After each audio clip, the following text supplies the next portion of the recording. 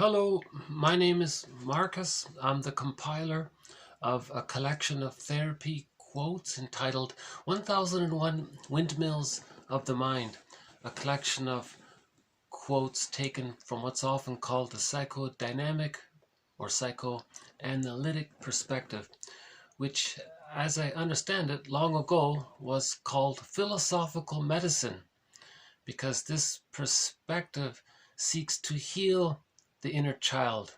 It seeks to heal the effects of our memories. If our memories are too disconnected from us, if our memories are not part of our narrative and they're trying to become part of our narrative, right?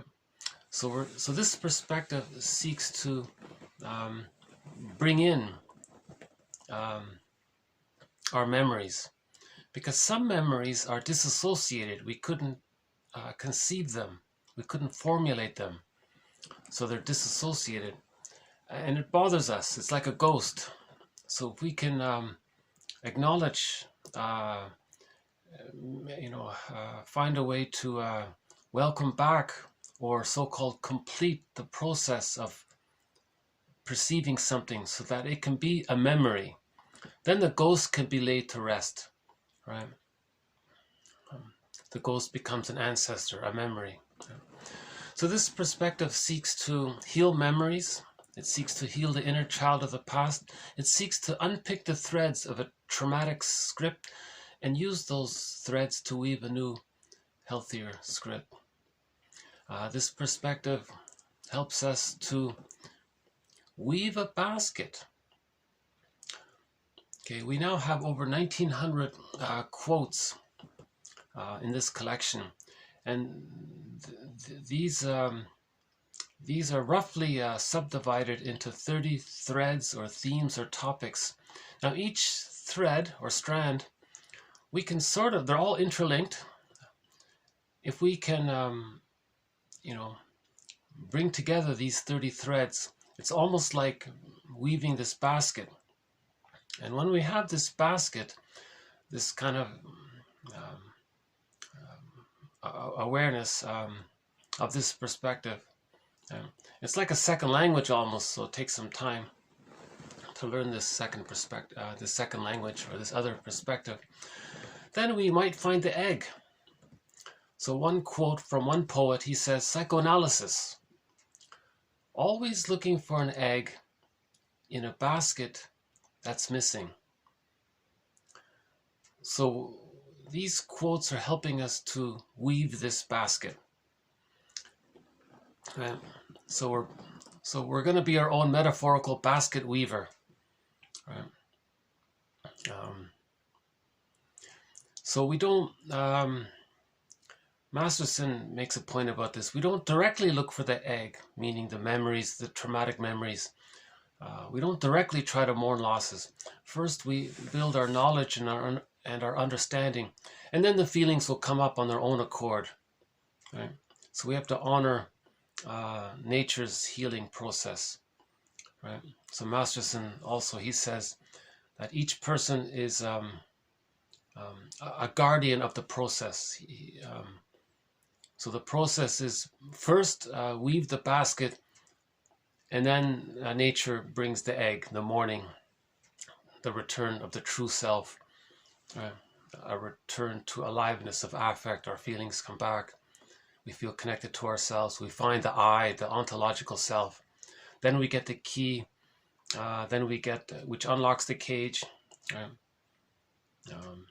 then we get the golden ball and access to the real self, and so on, right? So this perspective seeks to help us to be our own caring witness, because grief, or complicated grief, or aggravated grief, if we're stuck somewhere, grief is healed when it's witnessed by a caring other. So to a certain degree, we can be our own caring witness. Right? Some people call it self-compassion or self-empathy. these quotes are helping us to be our own existential detective. Right? The main work is to make the links between some repetitive pattern, when it began, and then to see it in the here and now. Right? So to see how we're bringing too much of the there and then into the here and now, and we're not really enjoying the real here and now. We're living the there and then in the present kind of thing. So again, if there's a repetitive dysfunctional behavior or pattern based on the traumatic script, again, if there's trauma, things get frozen there. The person relives, reenacts, relives, recreates, tries to redo that scene in the present to see if they can get a better outcome. It can't be done, but they keep trying. That's the positive intention. So to recognize what is this, usually it's called the chief complaint in a person's life. Right? I read that in Masterson's book. What's your chief complaint? Like, what's your main issue? Okay, now we know the pattern. Then you look for when it began, and then to see it live in the here and now, and to make these kinds of links. Now, in the process of making links, we need to be our own existential detective to recognize what's called rationalizations. These are the self-excuses that we use to make us not aware of infantile, immature defense mechanisms that we're still using. So many maneuvers of the mind or operations of the mind called defense mechanisms that the child uses are meant to be temporary. But when there's trauma, the person still uses them. Right? So rationalizations are when you want to hide that. So to be your own existential detective, you first look at the misleading idea, false belief, and then underneath it you find the use of the immature defense mechanism. Immature defense mechanisms include splitting, the moral defense, identification with the aggressor, reaction formation, part-object relating, taking refuge in the grandiose part self, infantile megalomania is still there, right? And a few others. Splitting is the main one.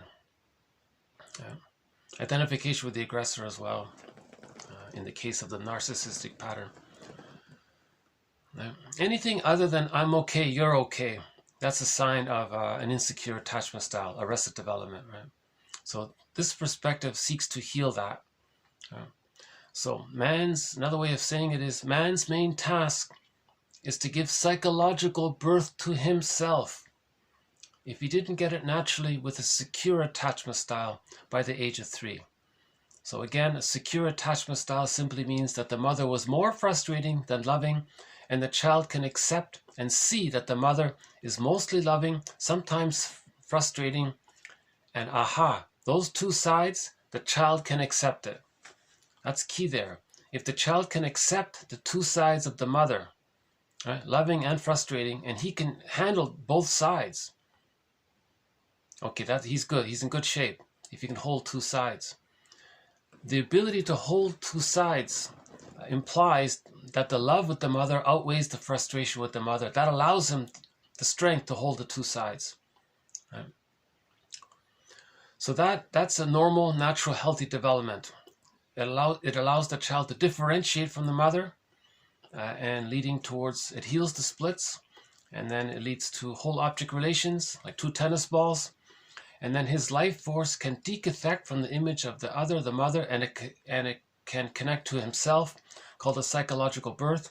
That leads to the sense of the I, the ontological self, basic trust, sense of self. With that inner security, he then has access to the real self, another concept by Masterson. The real self is a part of the person that allows him to feel a wide range of feelings, aliveness of affect. For example, if later on the person needs to mourn losses, the real self recognizes that the person has the ontological security, so the real self will allow him to mourn the losses. The real self allows the person because of the safety he has to know his uniqueness, his hobbies, his interests. He knows how he's a little bit unique, and if he expresses that's meaningful, to be in touch with yourself and to express how you're a little unique. The real self allows the person to continue with the I'm okay, you're okay mindset. So in relationships, the two people make I statements, and their marriages become like fine wine because they're making I statements. The real self, part of the self, allows the person the serene, inexhaustible fullness of being, so they can enjoy the genuine here and now, right, the present. The real self, part of the self, allows the person to feel that it's okay to express their real selves. They're not bogged down with some unconscious guilt that they're being disloyal to their mother, right? Because they had the experience that the mother was okay with them being themselves. So they don't have some kind of memory of love being on condition that, some children with the insecure attachment style get the idea that if they're going to be themselves, they're going to disappoint mother and be punished or lose her love. So they're afraid, so they sacrifice themselves. So there's a self-help book entitled the baby asks the mother, quote, "Mother, do I have to give up me to be loved by you?" That's the actual name of a book. Do I have to give up me to be loved by you? By Margaret Paul. If that's not the case, meaning that the child got his symbiotic needs met,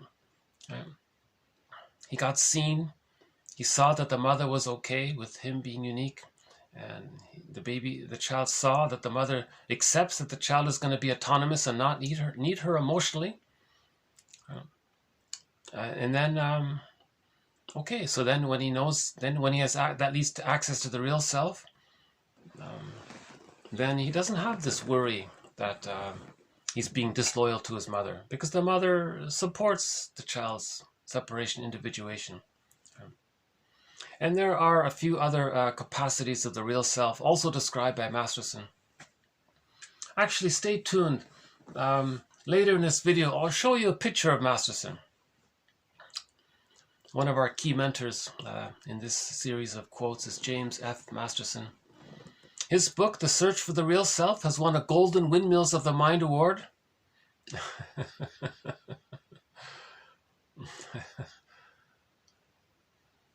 By the way, why don't we just take a peek outside? It's actually quite a nice day today.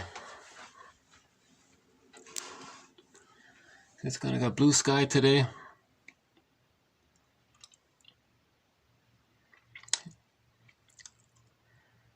Would you believe it's minus 15 out there, but with the wind chill it's minus 30?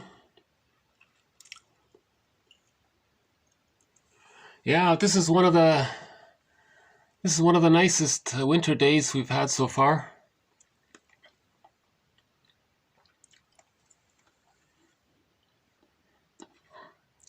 Lots of snow.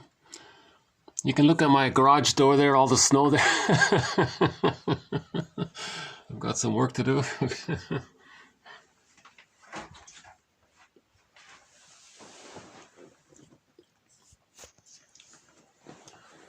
So, man's main task is to give psychological birth to himself, if he didn't get it naturally by the age of 3.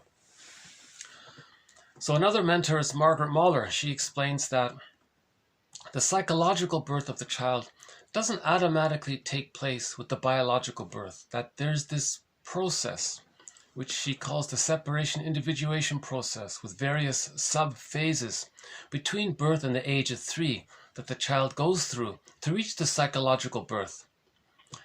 First, they need an egg, a womb, another womb. Just like the uterus was a safe womb for the biological birth, for the developing baby. He's born. What about the psychological birth? He's still growing, but what about the mind? How do we support the mind? Well, the first thing that's needed, the baby needs an extended womb, because humans come out too early. Various theories about that, but anyways, we all agree that humans come out too early. When the baby's born, he can't just run around and like a chicken when he's born, he hatched, he can peck and run around. Humans are very dependent, very helpless. They don't have motor skills. They don't have language. They don't. They're very passive, and they're still in the womb, really, right? So mothers offer what's called an extended womb. This extended womb, the range is between 3 and 7 months. Mahler says on average it's between 4 and 5 months. The baby needs an extended womb. Okay. Now in the actual womb, the baby got his needs automatically met, no questions asked, unconditionally met, right? Through the cord and the placenta and the mother, and there was this cycle there. So there was this rhythm and this cycle. Now that rhythm and cycle within the womb, okay, is meant to continue interpersonally with the mother. It's called social symbiosis and the mother's attunement to the baby's needs. This cycle is meant to continue. Baby has a need, the mother's attuned, the mother meets the baby's need. Right? Now when the baby's born, he's expecting the breast. Right? Some people say he has an innate expectation for the breast. To give him the bottle, that's going to disrupt, break the symbiosis. Right? So there's already a trauma right there. Some debate about it. Some people say if everything else is smooth, then maybe the child can still feel safe enough by it. But ideally, the baby is breastfed. Right? To preserve the continuity of the womb life, when the baby's born, barring some emergencies and exceptions and all that, the baby's handed to the mother in one motion, and the baby is going to latch onto his mother and start nursing right away, often, or soon, right? But the point is that the baby is going to fuse with the mother. He's going to feel blended with his mother, right? So he still feels like he's in the mother's warm body. He's warm there. He's safe there. He's still safe in there. Yeah. Now, what helps facilitate the child to bond so intimately with his mother is that at the moment of birth, the mother produces all of these hormones that allows the baby to bond. Now, these hormones help the mother herself to get in touch with her ability to be attuned with the rhythm of the baby. So whatever the baby needs, the mother's there. So no schedule, no bottle, no crying. One suggestion made earlier is that mothers just stay in bed for 5 months and the babies sleep on the mother, and they feed when they need, and the mother carries the baby when the mother has to use the washroom or something. So the continuity is there, right? And then if the rhythm is there for the 5 months, 4 to 5 months, the mother will know when the child is ready to hatch out of that egg. Okay, so then the child hatches out. That's the first phase. It's called the stage of undifferentiation, the stage of fusion, the stage of social symbiosis. The baby still thinks he's in the womb. He may even think that the mother is just there to, that's the theory, that the mother is just there to serve him. Just like the womb environment was just there to serve him, to feed him. Right? It was all about the baby. And everything around him was to serve the baby. In the extended womb, same thing. It's all about the baby. Everything's there to serve him. Some people theorize that the baby may think that the breast is actually sort of an extension of him somehow. Never mind about that. The key is that everything around him is connected to him and it serves him. Now, if he gets those basic needs met, called symbiotic needs, if he gets his symbiotic needs met, that's a huge accomplishment. Then he has basic trust. He developed all that warmth and safety. He has these memories of being attuned. He was given the time to grow and develop with his mother. Now he's bigger, he's stronger.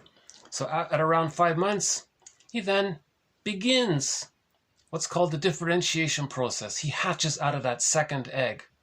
So that's the psychological egg. So there's two hatchings. There's the biological hatching for the biological birth. Now for the psychological birth, first there's the hatching at 5 months. But this hatching out process, okay, is gradual, and it takes 2.5 years. Yeah. So whereas for the biological birth, the hatching took place in a second or something, a couple of seconds, for the psychological birth, the hatching out of the psychological egg takes over 2 years. So let's say the child feels safe and loved. The mother's attuned, meets the baby's needs. The baby's cold, the mother gets it, she responds. The baby is hungry, the mother's there, she responds. Right? Whatever the baby needs is automatically met, unconditionally met. See? The baby has no concept of time, so that's why it has to be immediate. Right? To allow the baby time, to allow the baby's mind to develop, to get to that place where he can understand time and all that. The hippocampus kicks in at around the age of 3.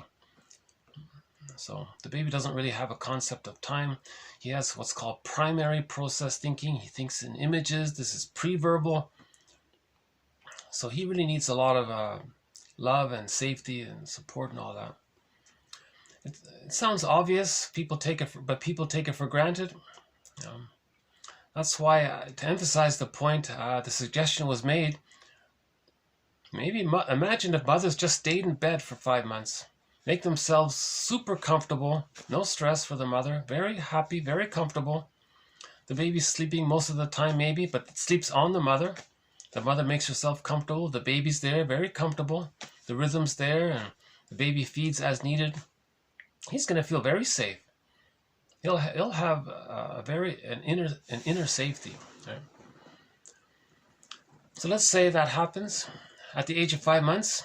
He begins to hatch out, means he begins the process of recognizing that he's a separate person and his mother's a separate person. The baby goes, oh, I get it now. I'm starting to get the idea that maybe I'm a separate person and mother's a separate person, not just cognitively, but like emotionally, and the child is starting to get a sense of himself as being an autonomous person in relationship to the other, So he begins that process.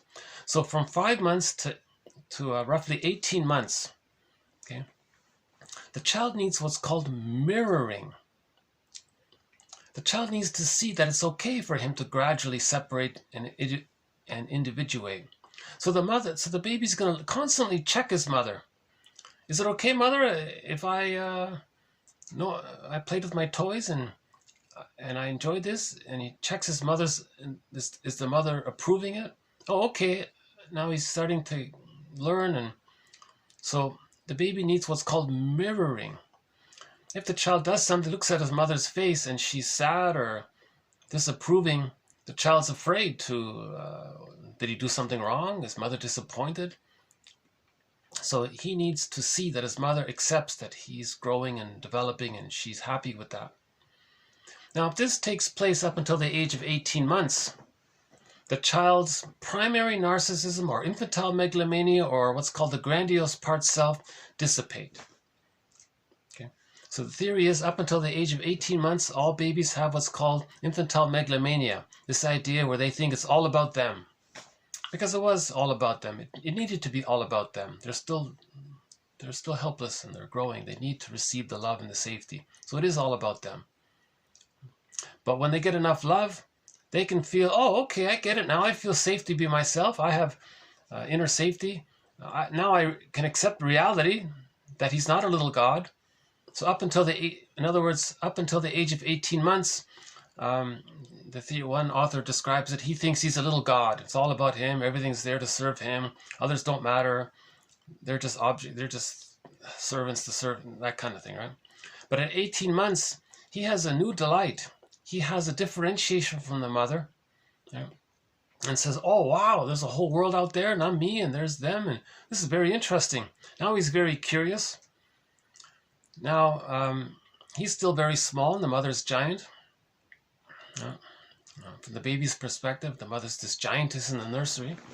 So from 18 months to 36 months, the child uses the mother more of a secure base to return to for emotional refueling.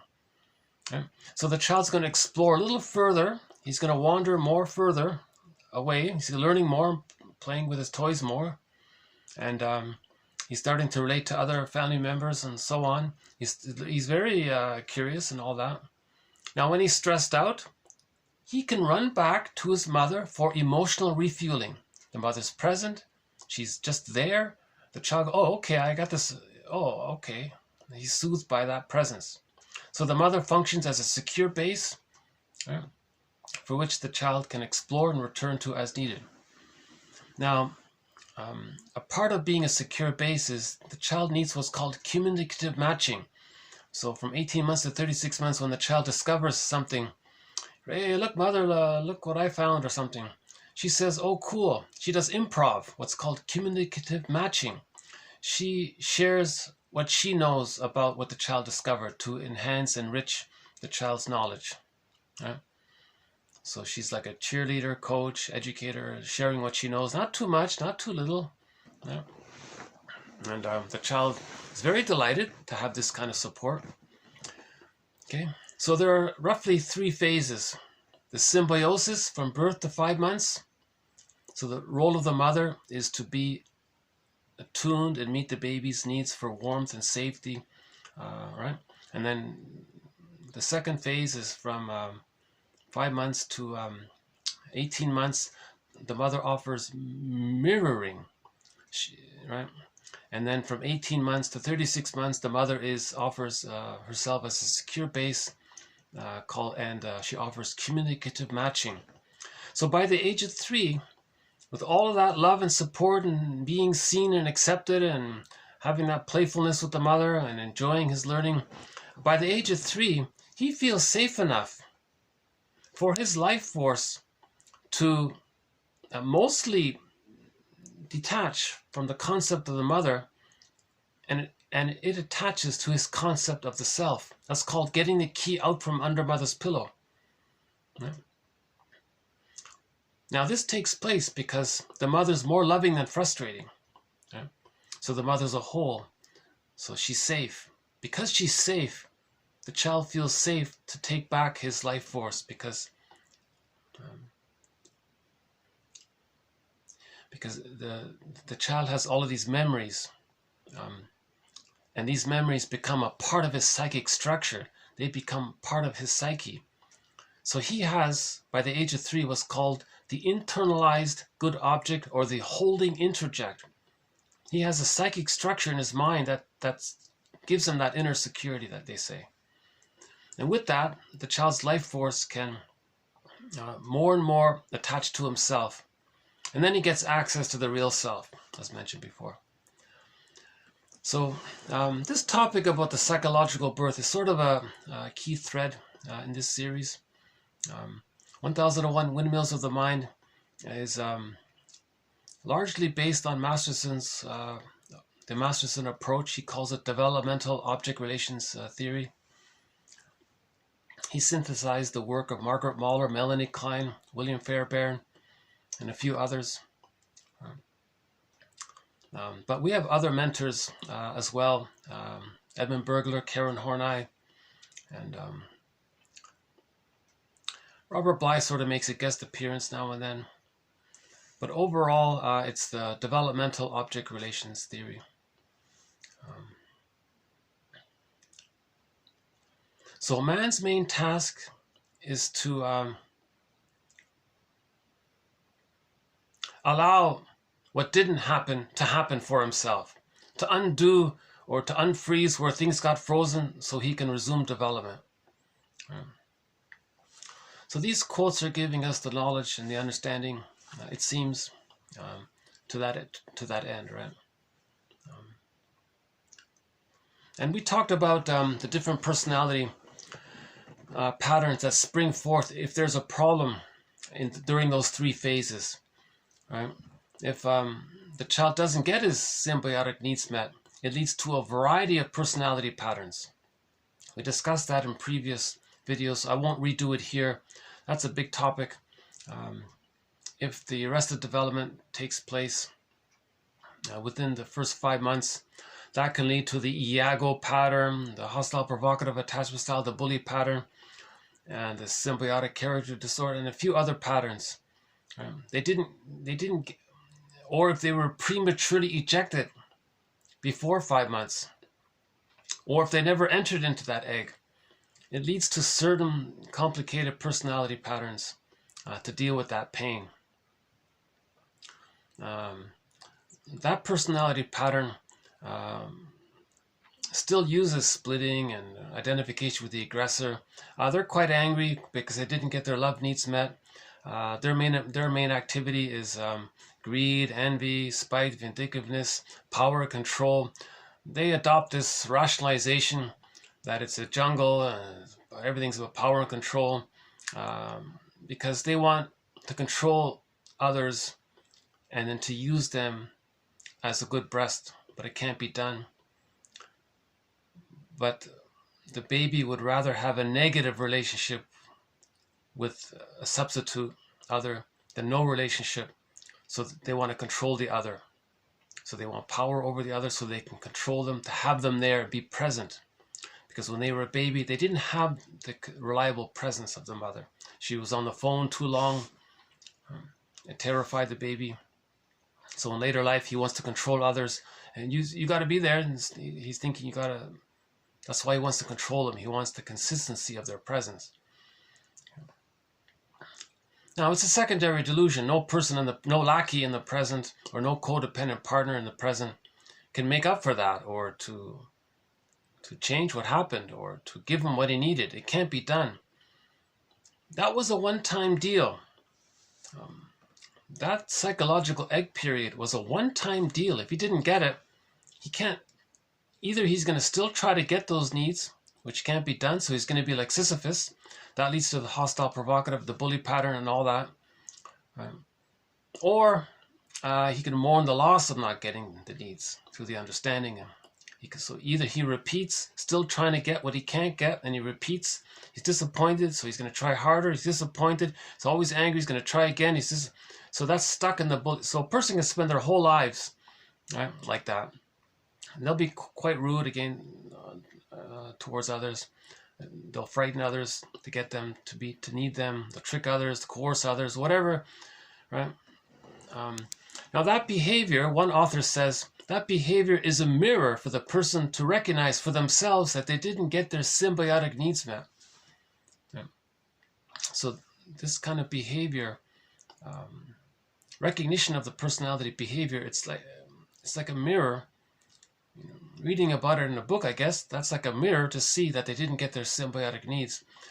Then they start to face the truth and mourn the loss and so on. And then work towards self-reparenting.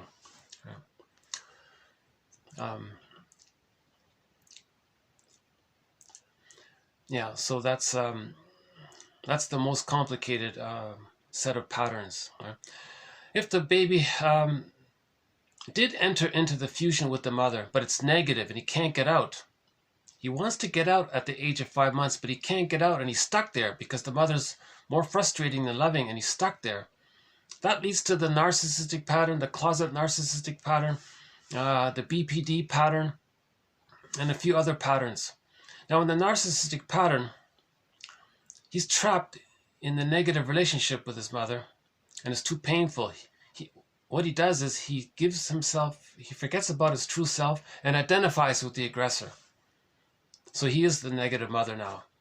And then he's going to be negative towards others to communicate that when he was a child, his mother was negative towards him. And he's stuck like Sisyphus, being negative towards others, right? To communicate that when he was a child, that from his point of view, when he was a baby, his mother was negative towards him. Right?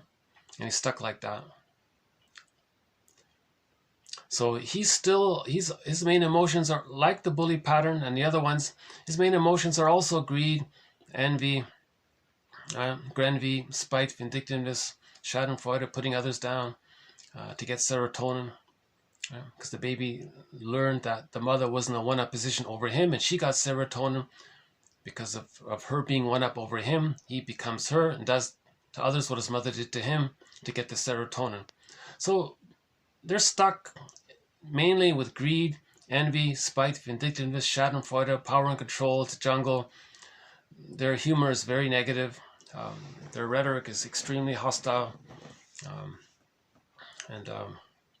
So they're angry, right? And in the case of the bully pattern, they're angry because they didn't get the connection to the breast mother, and they want to force that. With the narcissistic pattern, they have the connection to the breast mother, but it's negative, so they're hostile. They might not be too overtly aggressive. They're more like the Don Juan and the Peer Gynt. They exploit others, lie to others, and all that. The bully pattern, they're more urgent and active in their efforts because they're feeling more. There's too much missing, so they're more active to try to get some sense of safety. The presence of another for them, a lackey, gives them the sense of safety. They don't care if they hate the lackey or the lackey's unhappy. They don't think about that. It's just an emergency for them. They just want to feel the connection to the lackey, and then they feel a little better that way. But they're stuck there because the lackey can't give them positive symbiosis, optimal symbiosis. They can't travel back in a time machine and give him what he needed as a baby. So he's stuck there. And then he's going to just spend a lot of time just trying to maintain that status quo. He can't advance from there. So he's stuck there, right? Like Sisyphus. In the narcissistic pattern between 5 months and 18 months, they are bonded to the mother, so much so that they become her. They have too much mother in a negative way. Whereas in the bully pattern, they don't have any. They're trying to still get that, right? It's a little different scenario, right? The trauma between birth and 5 months leads to the bully pattern, so it's more aggressive. The trauma between 5 months and 18 months, where they are bonded to the negative mother, but they can't get out, that leads to the narcissistic pattern. The Don Juan, the Peer Gynt, the womanizer, the playboy, and all of these things, right? The baby felt exploited by the mother, used by the mother. He identifies with the aggressor and then exploits, objectifies, uses others. Right? And that's how he gets his serotonin. And he's stuck there. Now, one author says he's doing to others negative things or saying negative things towards others because he's actually trying to communicate that when he was a baby, his mother did those things to him. So it's actually through his behavior, he's trying to show what his mother did to him. Bergler says he's trying to show the mother up. So he's angry at the mother. How does he express his anger at the mother? With the fantasy that she'll change her ways and give him positive symbiosis so he can leave her. How does he express his anger? He imitates her. He shows, he demonstrates what her mother did to him by doing to others what she did to him. So it's as if, one author says, he's saying to the mother in the mind, look, mother in the mind, here's this non-threatening substitute other. I'm going to do to them, I'm going to be negative and cynical to them. Right? I'm going to say devaluing things about them and so on. Because I want to show you, mother in the mind, what you did to me. Those negative things I'm saying to that safe other, well, when I was a child, I was safe, and you did those negative things towards me. And I didn't like it, and I'm showing you. So could you change your ways, mother in the mind? Give me the love I need so I can leave you and be myself? Now, who's he talking to? He's talking to a memory. But this behavior, so Bergler calls this a negative magic gesture. Right? He's negative towards others to communicate that when he was a baby, his mother was negative towards him. Okay? And he's stuck like that, and it's like a loop. It's a Sisyphus, like Sisyphus, rolling the boulder up and down again, rolling it up again, down again. He's doing the same thing around and around again, over and over again. Now this, if he recognizes that, yeah, that's a mirror for the person to see that he's stuck there. Yeah. And if he realizes that he's stuck there, he realizes that he's angry at his mother in the mind. Now he realizes the truth, that he didn't get his needs met. Now he's got to go on the journey of understanding the mother, what happened, figure it out, be his own existential detective, search for understanding. Understanding leads to forgiveness. Then there's the mourning process. Then he can reparent himself and unpick the threads of a traumatic script and use those threads to weave a new, healthier script. Yeah. That narcissistic pattern, I sort of agree with Grotsky at this time. He says the BPD pattern flips back and forth between the hostile provocative one, the earlier stage, between birth and 5 months, the bully pattern, between birth and 5 months, that's the bully pattern, and the narcissistic pattern between 5 months and 18 months. The BPD one flips back and forth between the two. Grotsky says the BPD one is the narcissist is the Swiss cheese version of the narcissistic pattern. He is also a narcissist. He also has the narcissistic pattern, but it's not as consistently stabilized as the run-of-the-mill garden variety narcissistic person with the narcissistic pattern. And because of the holes there, he can regress to the bully pattern and then flip back to the narcissistic pattern, and he flips back and forth between the two sides. I think that's the BPD one. Grotsky and a couple of others explain this. Now, these patterns just mentioned, the bully, the narcissistic, BPD, and so on, love and gratitude haven't entered the psychological picture. Affection, tenderness, kindness, caring, sincerity, warmth, affect. A lot of this hasn't really entered into the psychological picture. Now, Karen Horney, if she were around, she would interject and say, "Well, no, you're generalizing, you're oversimplifying. You can't reduce things like that. You don't know." So she calls these characters hard-boiled eggs. Even the hard-boiled egg can love in some little way. So they may. This is not an either or. This is just a general approximation. We're speaking a little bit more in the general terms. People with a narcissistic pattern, you can hear their motto, looking out for number one. It's all about them. They don't care about others. Others are just there to serve him. He's never wrong, can't apologize. He can't recognize that he hurt someone. Why? Because it's all about him. They're just there to serve him. He objectifies everyone. Lucy Holmes says, everyone out there is just a symbolic breast for them to be taken in. So they're greedy. People with a narcissistic pattern are constantly greedy. They're just constantly taking in, want to receive. Now they're angry at the mother at the same time.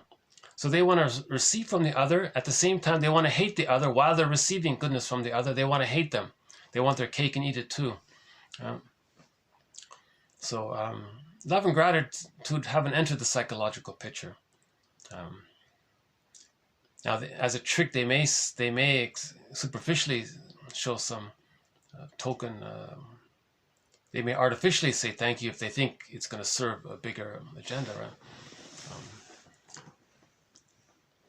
And they'll say they don't care. They often say that they don't care about others or the solipsism. It's just about them. Because remember, from in the baby up until the age of 18 months, it's all just about them. Okay, the narcissistic pattern, the bully pattern. They take refuge in what's called infantile megalomania, the grandiose part self, the primary narcissism. It couldn't dissipate.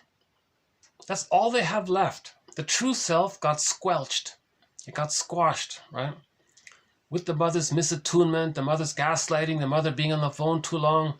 Maybe the mother had a chip on her shoulder and expressed her anger at the child, or maybe the mother used the child to comfort her. Whatever happened, whatever took place, the child's true self got squashed. His true self became the hungry, enraged, empty part self. Right? So what's left? What does the child have left if his true self is squashed? What does he have left? All he has left is this grandiose part self, or the primary narcissism, or the infantile megalomania. That's all he has left, and he clings to it. He takes immense refuge in that. He can't let it go. That becomes his identity. It's called the false self. So the false self is his identity. So he's very egocentric, right? Egotism, it's there, right? That's a narcissistic pattern, the bully pattern, etc. So he has to preserve that, because that's all he has. His true self, his vulnerability, his feelings. Okay? It's so shamed, he can't accept it. Okay? So the way to continue to not accept it is to see it outward. When something's repressed, it's seen outward. So he felt no good. He just spends all of his time saying others are no good. Now, when he says others are no good, he's talking about himself, but he can't admit it. Okay, so again, projection is a mirror. It's a mirror for what's inside. Projection is a mirror for bringing unconscious material to consciousness. So when he says others are, when he devalues others, he doesn't want to admit that when he was a child, his mother devalued him, or he felt devalued somehow. He can't admit it. So that's why he's always blaming, projecting, externalizing, right? Looking for excuses to say that the other is no good. You know, vulnerability, tenderness, affection, kindness. Oh my goodness, he'll shame that and put it down and say it's foolish, it's no good. Because when he was a child, he was trusting.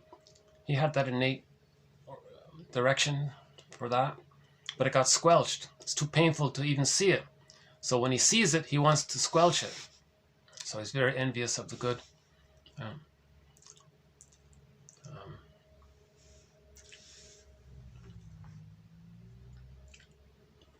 Why don't I just take another little stretch here?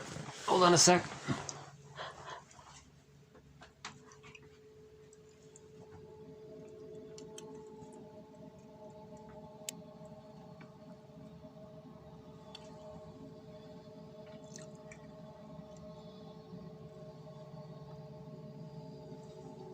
Okay. Yeah, there's the snowplow. This is quite a nice day, you gotta admit, yeah.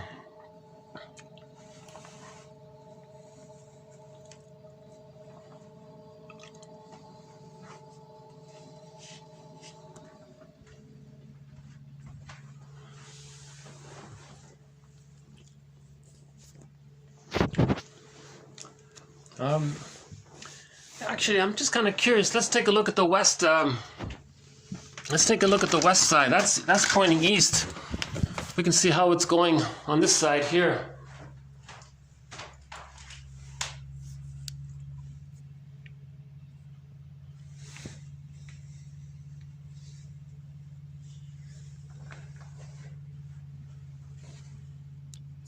Yeah, it's a nice day today. Yeah. Hopefully it's showing. Sometimes when I point the camera outside, it just all blots out, but hopefully you're seeing it. There's the water there. The sun is there.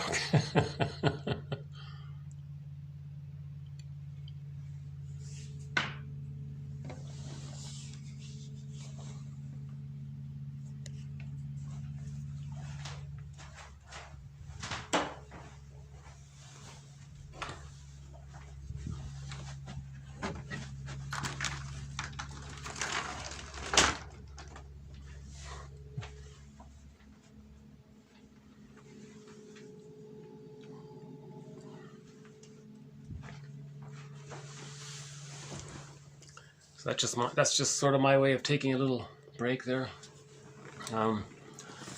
So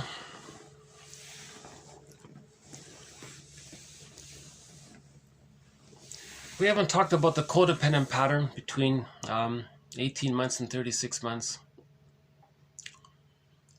The codependent pattern, they're still holding on to the original I'm not okay, you're okay mindset.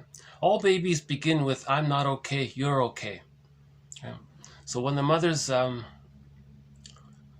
misattuned,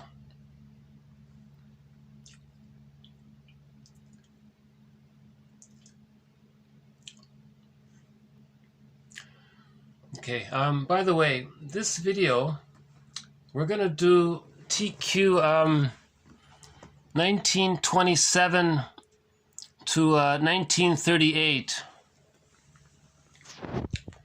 Okay, so this batch of quotes will be therapy quotes number 1927 to 1938. So we'll discuss a few defense mechanisms and something called narcissistic mirroring interpretation of narcissistic vulnerability. So let's begin with TQ 1927 on projection. Okay, so projection. Projection, displacement onto the outer world of traits, habits, attitudes, characteristic of the subject himself. A defense against anxieties aroused by a knowledge of the existence of these qualities belonging to the projector.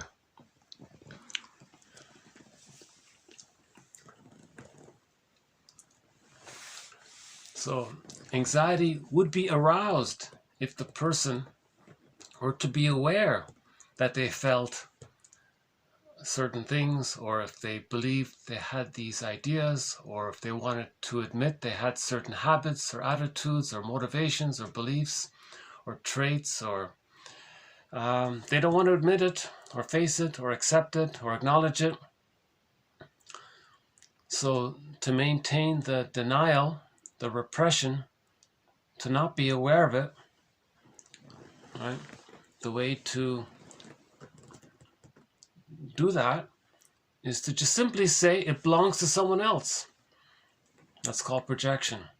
Now, when we sort of point the finger like that and say it belongs to someone else, okay, that's the means of bringing repressed material to consciousness.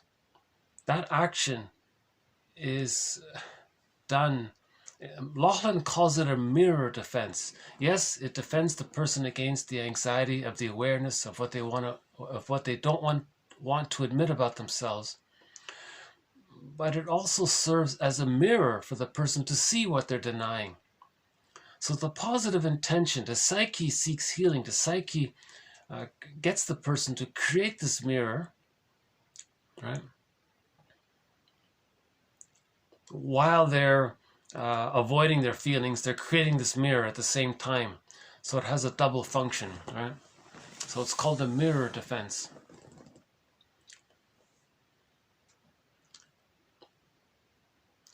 So a displacement onto the outer world. It could be people, it could be anything. A place, it could be an organization, it could be a company, it could be could be fill in the blank. Anything in the outer world. If you say that this thing in the outer world is this, or believes this, or thinks this, or wants to do this, or has this motivation, whatever you say, right? Then that's like creating a mirror for the person to see what's within, which they don't want to admit. The simplest formula is you exchange the pronoun he is and then say I am. So if you say he is such and such, just say I am such and such. Now this depends on the intensity, of course. And now there's direct projection, and sometimes there's often mote beam projection. There might be a crumb of truth, but it's so minuscule that it's not true, really. The other person has there's a crumb of truth to it in the other person. And that serves like a hook, like a projection hook, and the person hangs their coat on the hook. Or the person just believes there's a hook there and hangs their coat on it, or makes it up, because they're so eager to not be aware of what they're denying, because it's too anxiety. The anxiety is personified as the persecutory anxiety, the furies, something we don't want to admit about ourselves. That's called persecutory anxiety. Right? That's the furies. And okay, another one on projection. Projection, the conviction that one's own undesirable emotional states belong to someone else. Okay. For example, one person said, quote, the therapist said to somebody, quote, "You say that your wife is destroying your marriage with her moods. At the same time, you come home late and don't give any reasons why. So the husband comes home late, offers no explanation, right? So he's damaging the marriage, right? Now, his wife is in a bad mood, and then he says to her, your bad mood is destroying our marriage. And he has no awareness, he has no sense of his actions triggering her, right? Because of his entitlement or whatever. He doesn't want to admit that he's doing something wrong, right? That, comes home at midnight or whatever, no explanation, right? She's worried or in a bad mood. Then he says, your bad mood, it's causing our marriage problems. Really? You see? So that's called projection. Her behavior of showing the bad mood is not causing the problem. It's his behavior of coming home late with no explanation. So he's projecting. He doesn't want to admit something about himself. So that's a couple on projection.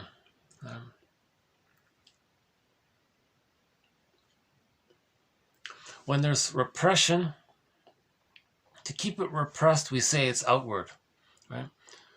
So for example, back to the narcissistic pattern.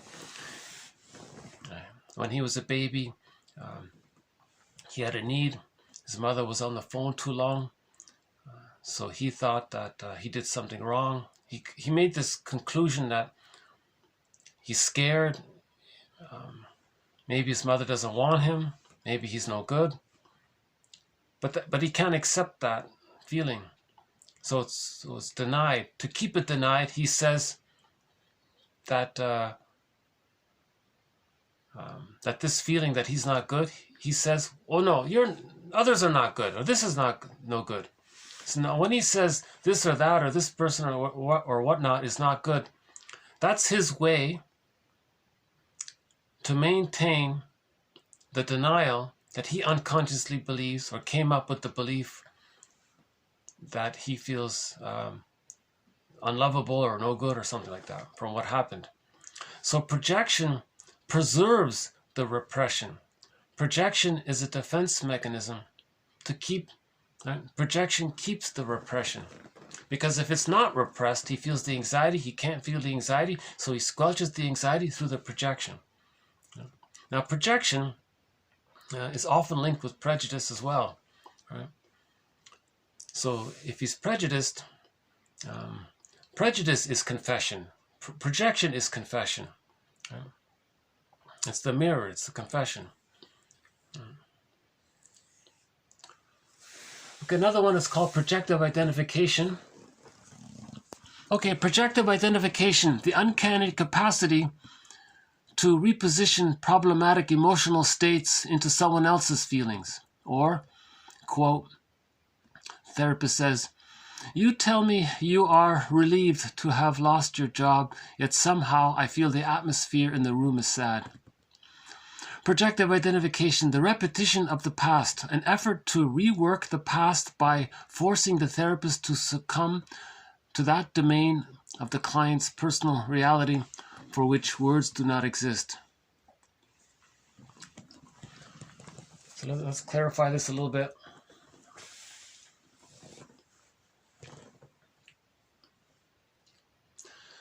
To maintain the repression, sometimes the person wants to induce or trigger the other person to feel what he's not feeling. So he wants to create the other person to have the feeling that he's not wanting to feel, or the motive, or the wish that he doesn't want to admit. He wants to somehow coax it, or he wants to manipulate the other person in some way to see it demonstrated in the other person, wanting the other person to identify with it. So in the projector's mind, he sees something about himself into the other person and then interacts with them as if that belonged to them. So so that's the identity part. They project it and then they identify that projected item with that person. And then they interact with that person with that assumption that what's theirs is theirs, that what's theirs is not theirs, it belongs to them.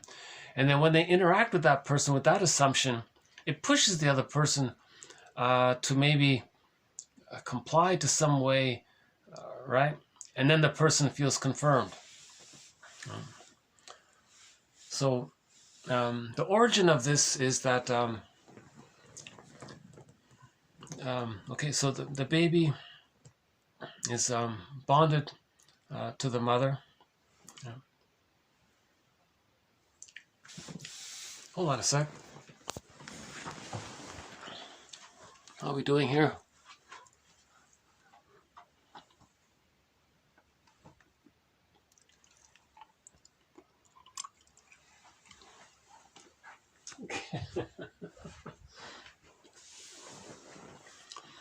I really wish I could do this video outside today, but if it feels like -30, I wouldn't last very. So when the baby's connected to his mother, if he has a feeling and he believes that the mother is an extension of him, it's as if he may think that he wants this extension of him to feel what he's feeling, because this extension of him is him, so the extension should be feeling what he's feeling. The extension of him should be feeling what he's feeling. Yeah? So that's projective identification. He wants this extension of him to feel what he's feeling. Okay. So from the baby's point of view, if the mother is getting the message of what the baby's feeling, the mother will respond accordingly. So that's why he wants this extension of him to feel what he's feeling, right? So that the mother can respond and meet his needs. So that's the dynamic of projective identification. The person may later on get the same idea. Oh, he's feeling something he can't feel. He wants his friend, in this case, an extension of him, unconsciously. He wants the friend to feel what he's not feeling, with the hope that the friend will respond appropriately. Or he wants the friend to just hold it, so that then he's not aware of it. So he wants to coax the friend to feel what he's feeling. Now the friend is feeling what the projector doesn't want to feel. So the template goes back to that dynamic between the baby and the mother. We just, the grown-up version of it is you're pushing the other person's buttons to feel what you don't want to feel. Now ideally the other person might respond and the other person feels better. So with adults, it takes various forms. Sometimes the friend coaxes the other friend to feel what they're not feeling. The friend may can recognize it and call it out. And he may say to the friend, friend, are you feeling such and such? Because I'm sort of feeling it now myself, and I wasn't feeling this way 10 minutes ago. Now I'm feeling it. I'm wondering if maybe you're feeling it, but you're not aware of it. And somehow you got me to feel, and I don't know how you did it, but now I'm feeling it. And the first person says, I'm so sorry, I didn't realize it, but I think now that you brought it up, yes, I was feeling, but I didn't know it until you just mentioned it. But now that you mention it, I now realize that I am feeling it thanks to you bringing it up. So the friend was able to pick up on what the first person couldn't pick up. See, so it has that similar back and forth quality, like the mother, and the baby and the mother. So that's okay. It's benign like that between friends. Yeah. Sometimes another version is called misery loves company. The person maybe feels sad about something. He actually wants the other person to feel sad, so he feels less alone. And then, so he may be motivated to push their buttons, say things to make them feel sad.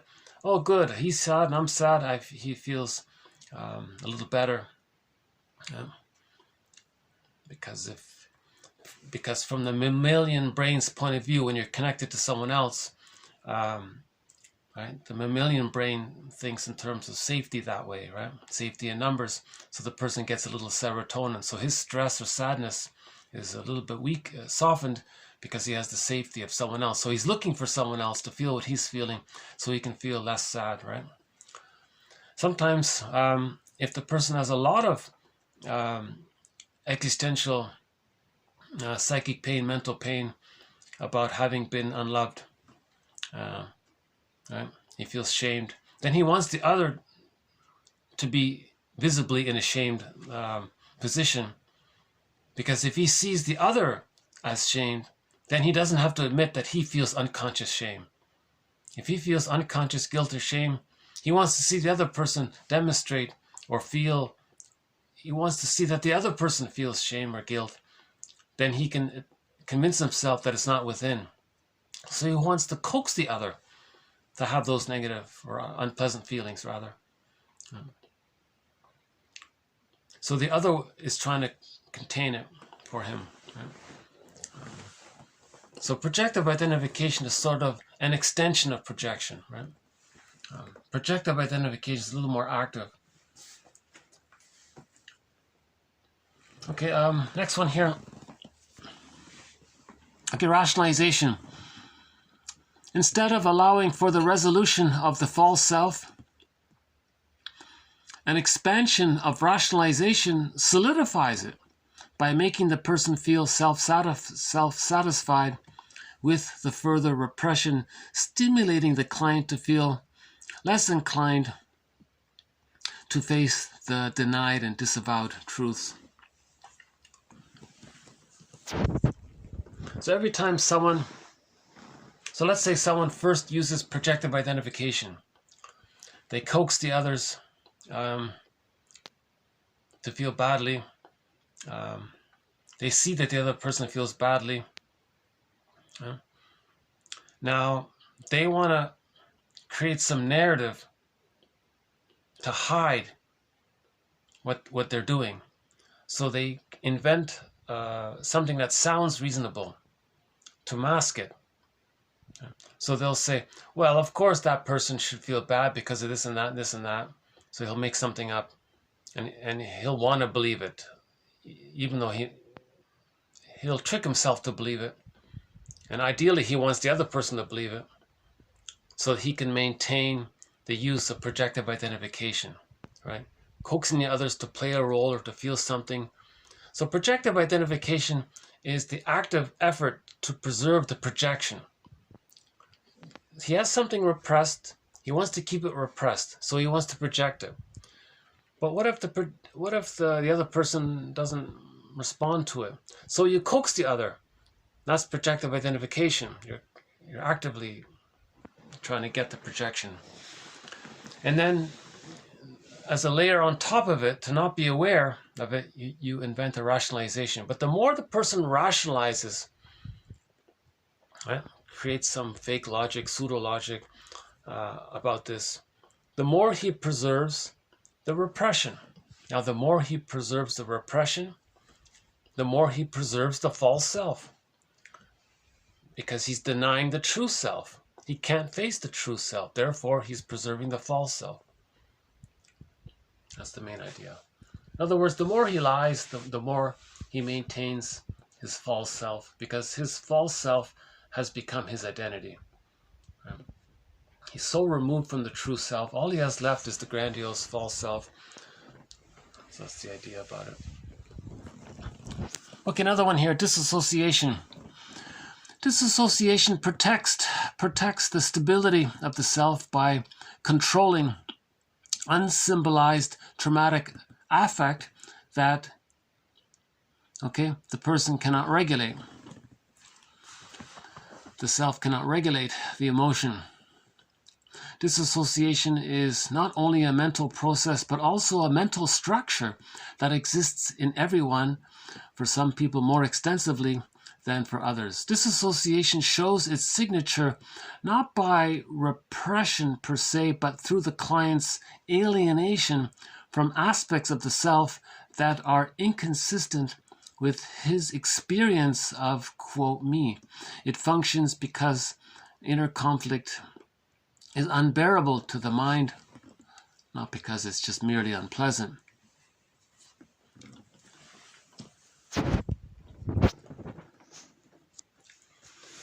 So if the baby's stressed out from his mother, he can't run away physically, he can't flee, he can't go to some other person.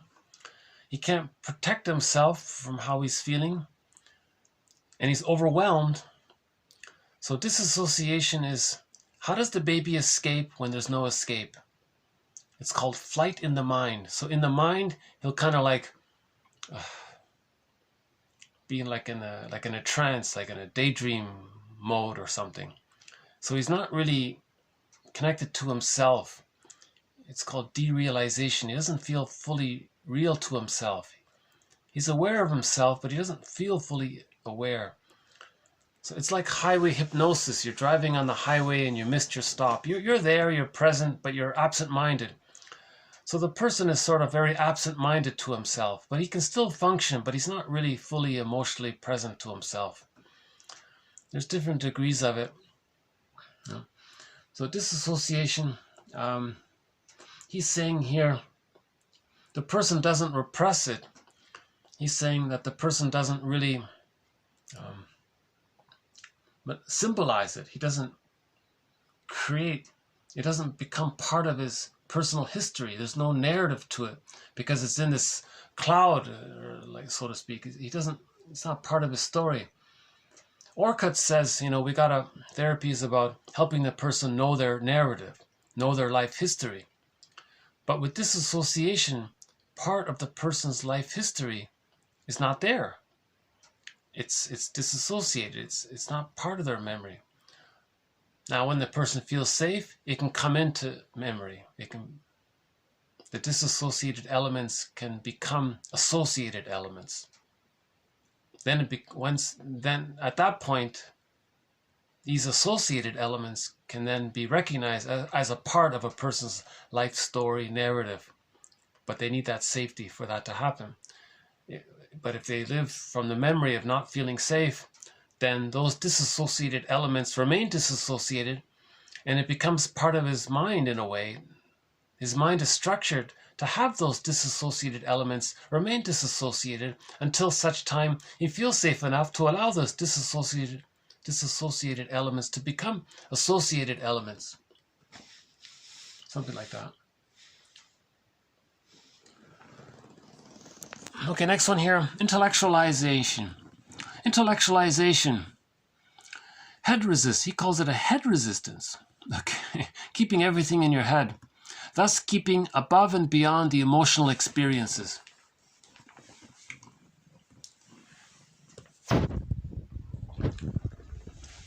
So someone is intelligent, that's great.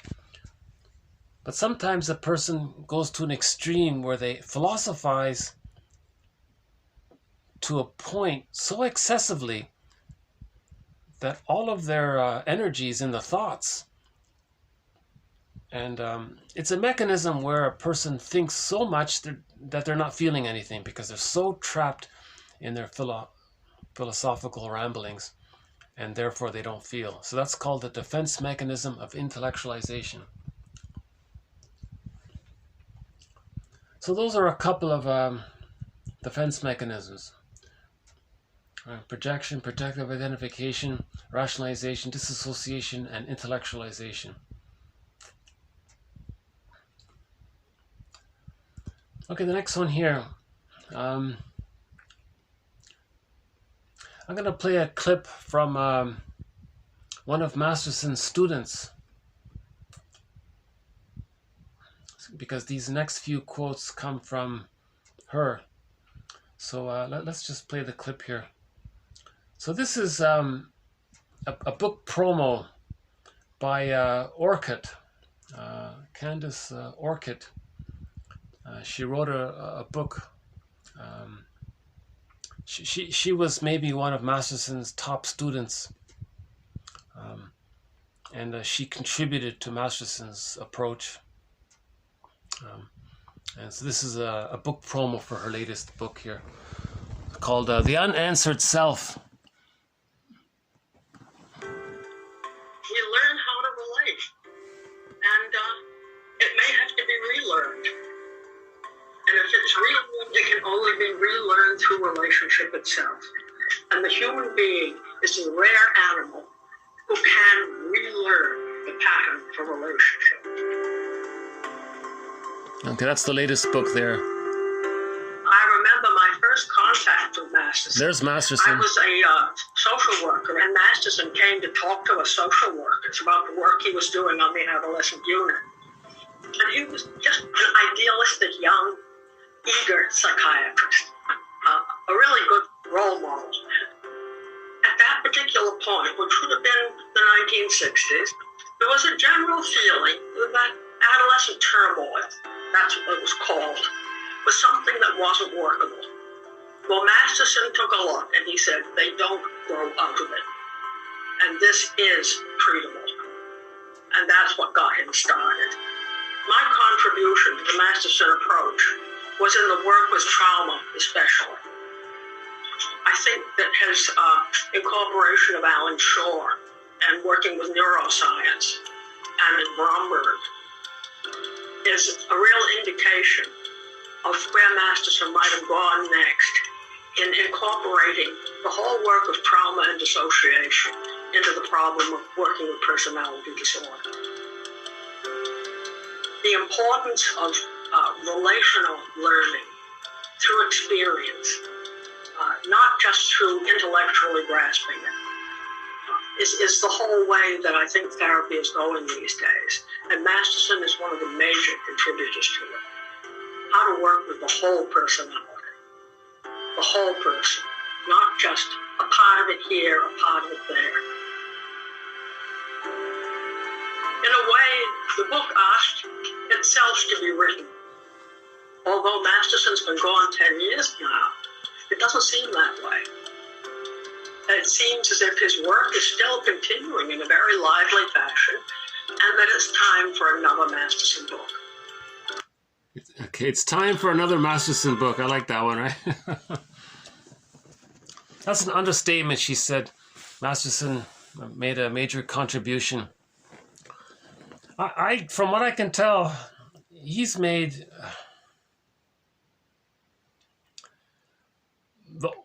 the greatest contribution to the psychoanalytic perspective came from Masterson. He synthesized the works of Melanie Klein, Fairbairn, Mahler, and others.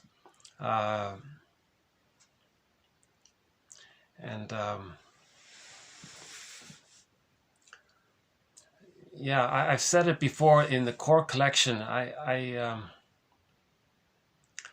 think he mainly kept the psychoanalytic perspective alive. I think I'll just speak for myself. I'm not sure if I would have discovered the psychoanalytic perspective if I hadn't come across his book, The Search for the Real Self.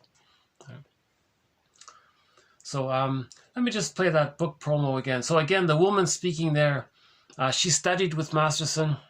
Masterson, by the way, passed away in 2010. And she's saying here that his work is still has an influence on people. And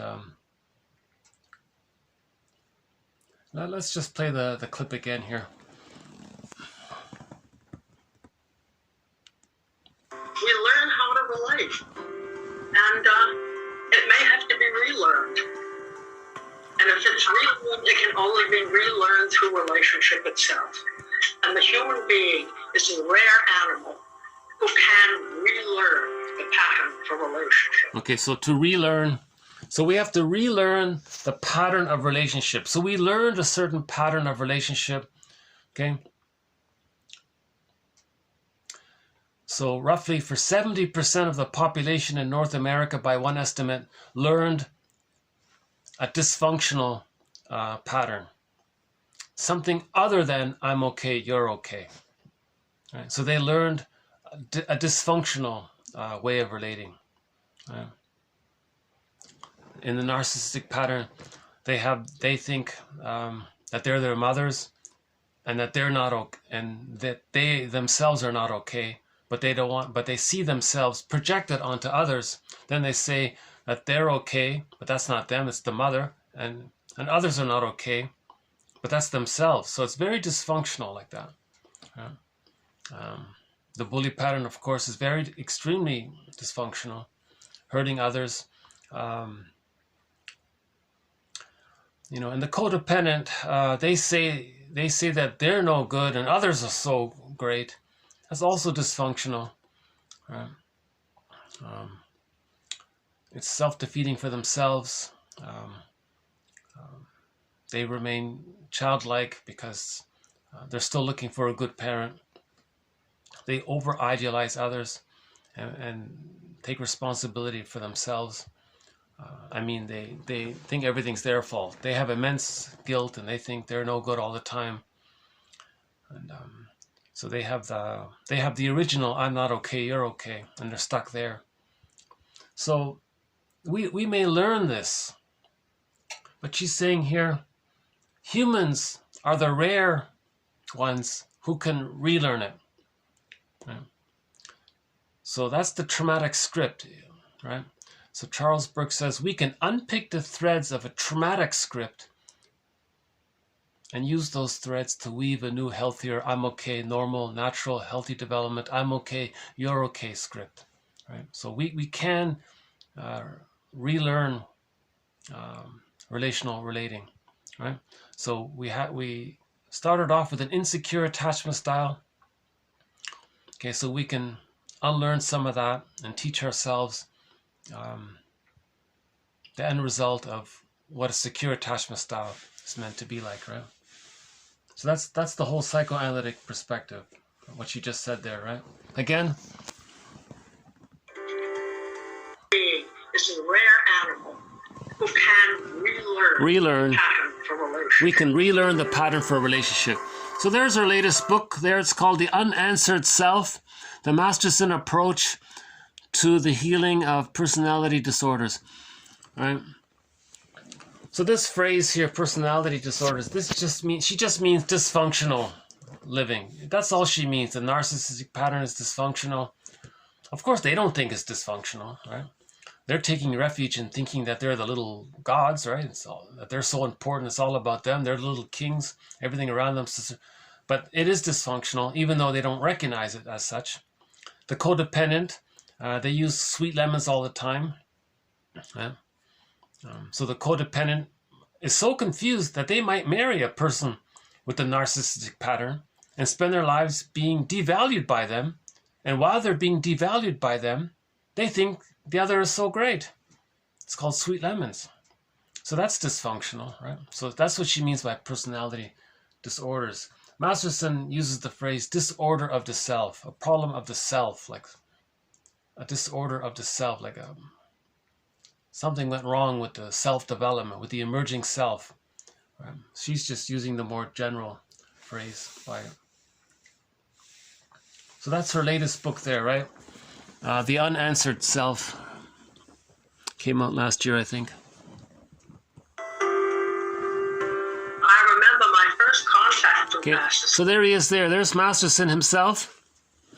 And he opened up his own institute, apparently, in New York. International Masterson Institute. And I don't know... you know, it seems to me Miss Orcutt here is the lead person who's continuing his work. From what I can tell, no one else is really sort of spreading his work. But she is. So I think she's doing a great job here. And Orcutt here, you know, she's only a social worker. Here's the irony of it all. You know, Orcutt, she's only a social worker. But she's doing more than all of the other medical MDs put together, I think, from what I can tell. So, okay, there are the dates there. I don't know if you can see it there. So his March 1926 to 2010, right? So his birthday is March 25th. So March 25th, 1926 to April 12th, 2010, right? So yeah, so there he is. He really did he synthesized and clarified and created an approach called the Masterson approach to understanding the internal theater and how we can heal it, right? I was a social worker, and Masterson came to talk to us social workers about the work he was doing on the adolescent unit. And he was just... So there he is there, right? Talking. Yeah, he started off his career, he was an MD, and he said he he has a certain story of how he got involved in all this, but there were some troubled teenagers, and they needed someone to help these troubled teenagers, and a lot of people. His point is that a certain percentage of teenagers who have what's called adolescent turmoil, it shouldn't be. The transition doesn't have to be so chaotic. There could be some, a little bit, but if there's a lot of turmoil in the adolescent transition, after leaving high school, going to college, being an adult, that transition to an adult, if that's so traumatic there, a lot of people say, oh, I'll just give it time, it'll work itself out. Masterson clarified, what if they have a disorder of the self? You have to fix the psychic structure. You got to fix their minds, right? It's not just a phase, right? A lot of teenagers can become adults smoothly. It's not a big deal, but so he discovered the idea that some teenagers who are having a hard time, they can be stuck like that. So that's the issue, that if they're stuck like that, it's not because it's just a phase, adolescent phase, teenager phase everyone goes through. Some people just have an issue with the psychic structure. So that's how we got started. What is this psychic structure? Is the concept of the self fused with the concept of the mother? That's the narcissistic pattern. Right? Did they identify with the aggressor? Are they still using splitting and denying one side and projecting one side onto others? Do they have the Swiss cheese version of the narcissistic pattern? And so on. Do they take refuge in the grandiose part self by identifying with others who exhibit the grandiose part self? That's the closet narcissistic pattern, and so on. So that's sort of how he got started, and he is quite a personable person, yeah. An idealistic, young, eager psychiatrist, a really good role model. At that particular point, which would have been the 1960s, there was a general feeling that adolescent turmoil, that's what it was called, was something that wasn't workable. Well, Masterson took a look and he said, they don't grow out of it. And this is treatable. Okay, so it's okay. So that's Masterson's. That's how we got started off. He said it's treatable, right? You can treat this. Arrested development is treatable, right? And that's what got him started. My contribution to the Masterson approach was in the work with trauma, especially. Okay, so that book there, Trauma and Personality Disorder. So Masterson explains the trauma is going to come up at some point on its own. But you don't go looking for traumatic memories. You don't just jump in and, okay, where did you get hurt? Cry it out. It doesn't work like that. You first got to build the basket, build the ego, strengthen the ego, raise consciousness, help the person to feel safe with another person, internalize, give him first the experience of safety with himself that he can absorb by feeling safe with another person. Then he absorbs that for himself. Then the memories will come up. When the person feels safe, there'll be an onset of the memories, right? So there's two aspects of the therapy process. Building the ego, okay, that's one way. So the therapist offers interpretations, helps the person to be conscious. And then when the trauma memories come up, the therapist is just present and just waits and doesn't do too much at that time. The confusion is if the therapist is too helpful at the wrong time, the person may regress and, oh, this person's going to take care of me like my mother didn't take care of me. Then they're going to regress. That's not how it works, right? So the timing is right. When the trauma comes up, the person can be more supportive. But when the adult is involved, when we're building the adult mind, the therapist doesn't be a good parent to take care of them, treat them like a child. They're equals, right? But there will be a moment when the memories suddenly come up. Oh, then the person, well, now we don't build the nest. We have to just wait out the tears. In other words, if the person is sobbing for 15 minutes uncontrollably, no, that's not the time to give interpretations and explain things. You just be present and be a caring witness and understand that the person is living now what he couldn't live originally. So the mourning is taking place. But to get to that place of the mourning, to get to the place of the 15 minutes of uncontrollable sobbing, to get there, first you got to build the mind. You got to build the psychoanalytic mind. So that's what she means here about this book here. So this student, Masterson's student here, Orcutt, she wrote 2 books. The first one was this one, Trauma and Personality Disorder. And we're going to have a few in a few minutes, we'll do a few quotes from this book here, Trauma and Personality Disorder, right? She wrote 2 books. That's her first one.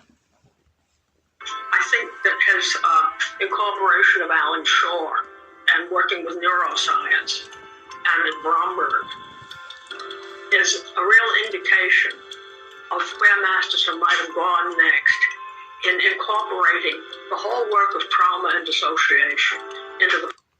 Yeah, so she's saying if Masterson were still alive, the next evolution would be, in her opinion, to incorporate, to synthesize into his model more about disassociation and trauma. Right? Masterson was a pretty busy man to figure out object relations theory, developmental theory, and to make it understandable. Right? So he created a great foundation. Right? So Orcutt thinks she's maybe infusing his model with more information about disassociation and trauma within the platform of the Masterson approach. Right? The problem of working with personality disorder. The importance of relational learning through experience, not just through intellectually grasping it, is the whole way that I think therapy is going these days. And Masterson is one of the major contributors to it. Yeah, see, she emphasizes the word major contributors to it. Times that by 10 at least. I'm not going to say he's the greatest not a major contributor. He's the greatest contributor to this, in my opinion, too. Yeah, I think he's the greatest contributor to the psychoanalytic healing, soul healing approach, right? How to work with the whole personality.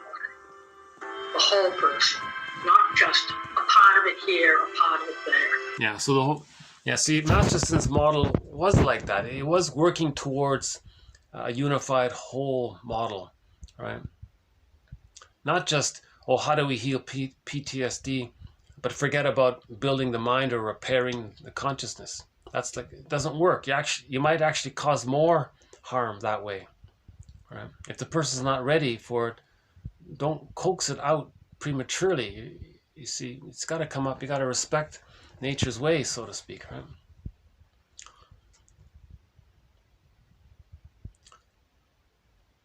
And she's talking about treating the whole person. If you treat the whole person, then you build the basket, right?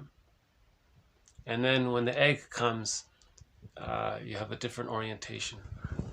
In a way, the book asked itself to be written. Although Masterson's been gone 10 years now, it doesn't seem that way. It seems as if his work is still continuing in a very lively fashion, and that it's time for another Masterson book. I like that, huh? It's time for another Masterson book. That's a great line, huh? It's time for another Masterson book. And the rest of this is just testimonials here. So some people wrote some.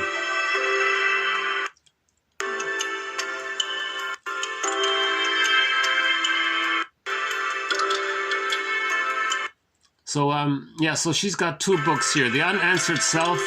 I haven't read that yet. I haven't read that one yet, but we'll do a few quotes from her first book here, called Trauma. In this one, we'll do a few quotes here. In what's it called again? Trauma. This one here, Trauma and Personality Disorder. So we'll do a few quotes here from this book here. Okay, so okay, so she's giving an example of, so Masterson has, so one of his, he's got a lot of great ideas. One of them is called mirroring interpretation of narcissistic vulnerability. Remember, people with the narcissistic pattern, any feedback you give them, they get enraged, right? Now, Masterson says, well, what you can try is this. You explain, you acknowledge first that it's painful for the person to focus on themselves. So what they do to soothe themselves is to focus on others or to do this other thing. So he might say, it's so painful for you to look at this within, and what you do is you soothe yourself. You soothe yourself by making it all about that person. And the person goes, oh, is that what I'm doing? I can't look within, so I'm just blaming the other person. That's how, and I'm soothing myself by doing that. And it seems to work. And he gives a lot of examples in his books about this. So he calls this mirroring interpretation of narcissistic vulnerability. So Orcutt has a couple of she has some examples of it from her. So her understanding of this is as follows. Okay, for example, quote, she says to a client, it's so distasteful, it's so uncomfortable for you to receive feedback about your work performance from another colleague that you protect yourself by making devaluing remarks about him. Oh, okay, well, that's true. That's not going to trigger him, right? He's not going to feel that you're criticizing him. He's not going to feel that you're being the critical mother. You mirrored his vulnerability, right? Because they need mirroring, right? People with a narcissistic pattern were never mirrored. So you're mirroring them, right?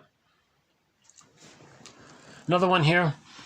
Quote, it pains you to hear disagreement, so you deflect it by dismissing it completely. Okay, so that mirrors it, right? So first, so he feels the pain, right?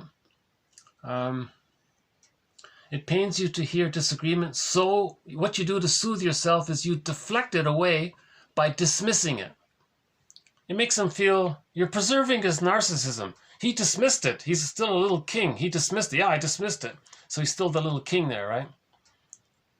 So you're acknowledging and you're preserving and you're acknowledging. It's sort of a bridge there, right? Quote, I think I just disappointed you because you seem to have protected yourself by changing the topic. Okay, so that's her way of saying it. I think Orcutt's examples are a little more informal, a little more personable. Yeah. So you feel disappointed, or she says, oh, I disappointed you. You feel disappointed. I disappointed you because you protected yourself by this disappointment by changing the topic. That's right, I changed the topic. So he feels important. So you preserved this narcissistic vulnerability, and you mirrored him and gave him feedback at the same time, right? Another one here. The client's sense of vulnerability is mirrored and defenses are acknowledged for their capacity for self-protection. So the formula is pain, self-defense. So there are 3 parts to this. You acknowledge that he's feeling painful about something, right? And to soothe himself, okay, he does such and such, he adopts a defense mechanism. Okay, quote, you are so distressed, so that's the pain, right? You are so distressed by your husband's rudeness. Okay, now what does he do for himself? You protect yourself. So that's the self. Okay, now how? He uses a defense. You protect yourself by holding yourself responsible. And so he blames himself here. That's an unusual one, but again, pain, self-defense. You are so distressed by your husband's rude behavior in public. What you do to protect yourself by this pain is you just blame yourself and think you're responsible. So that's how she manages the anxiety of her husband's rude behavior in public. Doesn't it, quote, doesn't it astonish you to see how you always find a reason for his increasing detachment from you? Oh, that's another one here. Okay, so that's it there. Yeah. So I just left it at that. So for more examples of this mirroring interpretation of narcissistic vulnerability, so Masterson discusses it in his books, and Orcutt to some degree as well. She does it in a more informal, personal way. I would start with Masterson first. I remember the first example I read. He said to the client in the book, it's so painful for you to focus on yourself. So what you do is you put it on me. And what do I have to do with it? Right? And he goes, oh, that's right. You're not, you didn't cause this problem and I'm blaming you. Yeah, what does he have to do with it? That's true. So it's so painful for you to focus on yourself. So what you do to soothe yourself is you put it on me, he said. That's his defense mechanism. So the formula is pain, self-defense. It's so painful for you to focus on yourself. So the narcissistic pattern, they can't feel sorry or regret or remorse or, right? They think it's all about them and they don't want to feel the shame and being unloved. It's too painful to look inward. They're always looking outward, right? Peter Pan is always fleeing outward. The workaholic, or not the workaholic, the Peer Gynt in his constant escapades, his hedonism, they said, right? Eric Fromm calls it hedonism. It's always outward pleasure, outward sensation seeking all the time. So he's always focused outward because it's too painful to look within. So to soothe himself, he does these constant sensation seeking, thrill seeking activities or something. So Masterson, one of his examples was the guy was blaming him. He says, it's so painful for you to talk about yourself and focus on what's going on within with yourself, to reflect on what's going on with you. So what you do to soothe yourself is you put it all on me. And he goes, oh yeah, and that worked. I thought, yeah, okay, he's onto something, it seems.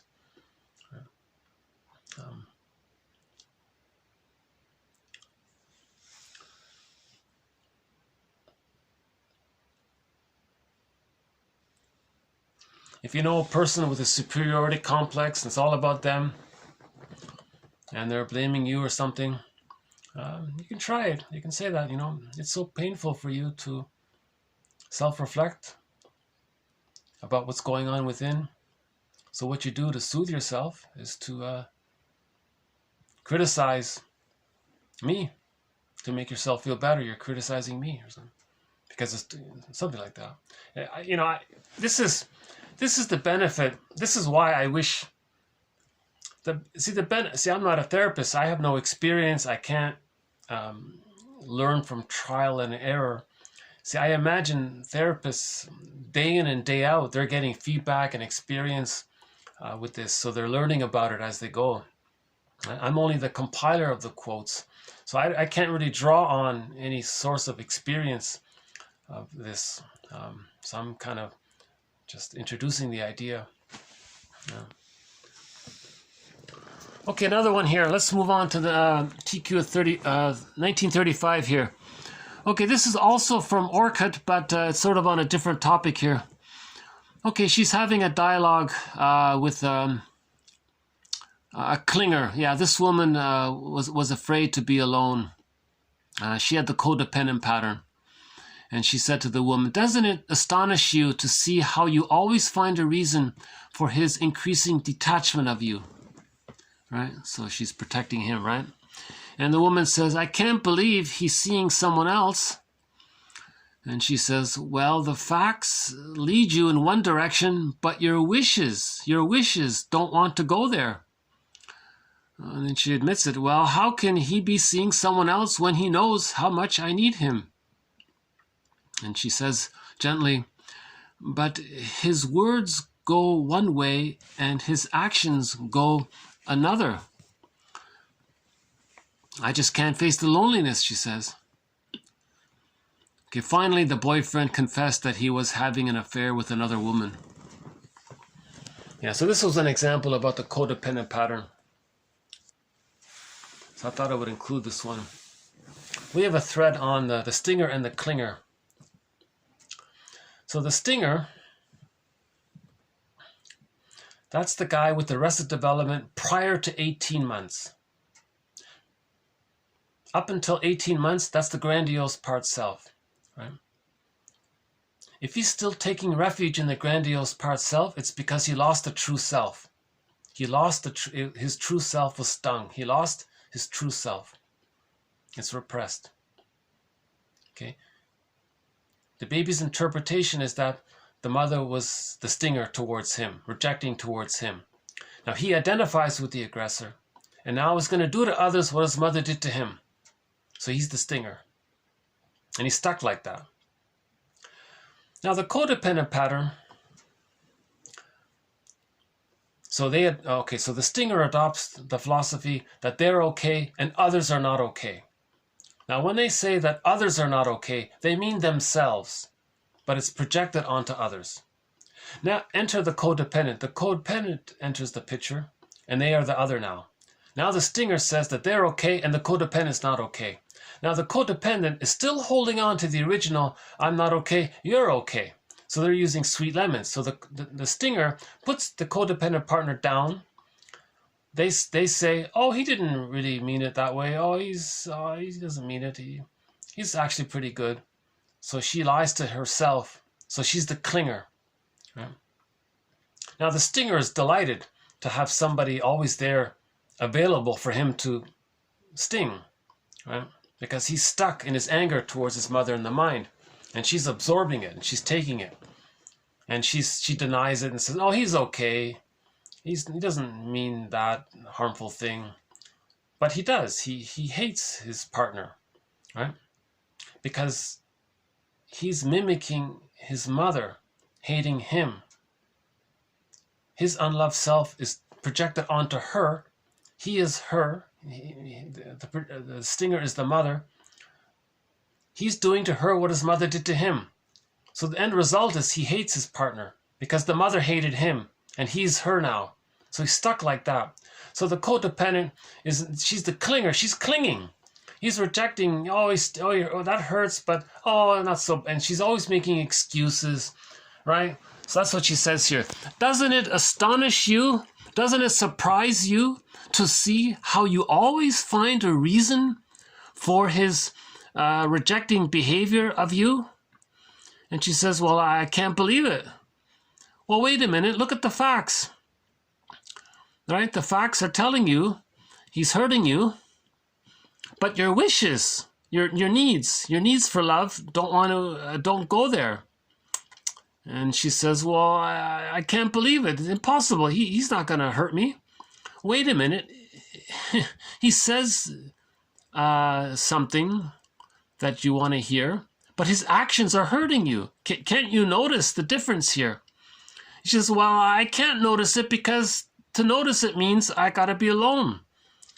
Right? So this is the codependent. So finally, the person with the codependent pattern doesn't take it anymore. She wakes up to the painful reality that the partner that she was caring for and was so nice to and was so attentive and so caring and so patient and tried everything imaginable to make him, please him and serve him and take care of him.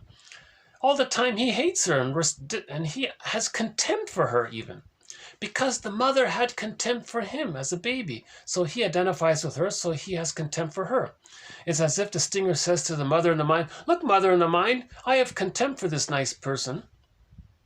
Because when I was a child, I was a nice baby, and you had contempt for me. And I'm showing you how you had contempt for me by imitating you, by mimicking you. I'm doing to her what you did to me, because I want to show you what you did to me. So that's the stinger's way to express his anger at his mother. Right? And the codependent pattern, her dilemma is that she's still holding on to the original, I'm not okay, you're okay. So she's being victimized by it. Right? Finally, she wakes up, right? Okay, let's move on to the next one here. Okay, so here's a key point here. Okay, Bennett Braun, 86, stresses the importance of a secure character structure. Okay, a secure character structure, that's building the nest here. That's building the basket. You need a basket first as a support for the egg, the trauma work. Okay? The importance of a secure character structure, that's building the ego, building the knowledge, reading the books. Okay? Reading the books, getting the knowledge. Read psychology every day for 10 minutes, Robert Bly says. As a support, that'll support you when the emotions come up. Okay? Now, abreaction, okay, now if you do get the emotions, without cognitive structure can be dangerous. You see, if you stimulate the trauma memories too soon and you don't have the cognitive structure, if you don't have the basket, that can be dangerous because it can activate traumatic memories for which the client has no coping skill.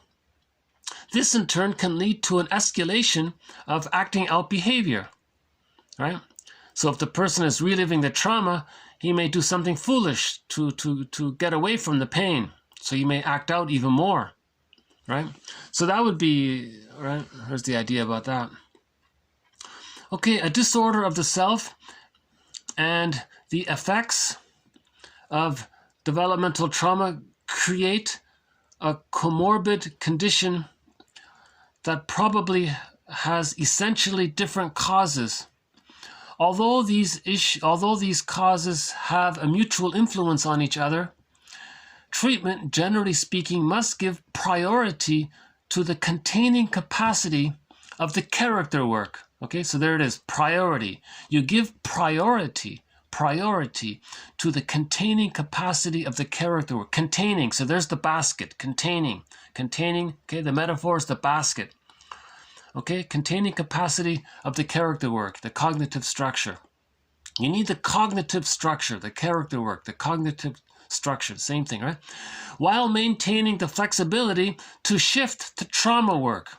Okay, so now you get ready. If the memories come up, now you can do trauma work when the traumatic memories surface. In other words, a duality of approach needs to be observed. Okay, so strengthening the ego strengthens the person or the self to tolerate the evolving knowledge of developmental trauma.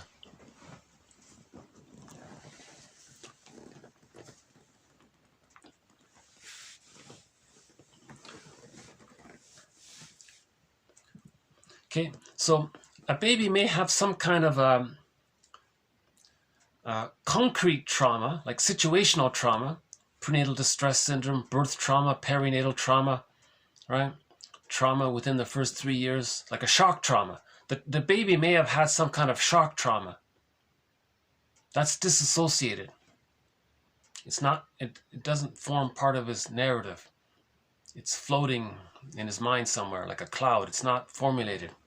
It's unformulated experience. It's the unknown known, right?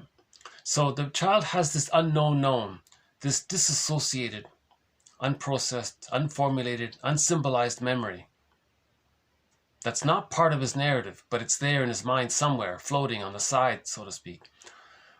Now, that's one part. That's the trauma work.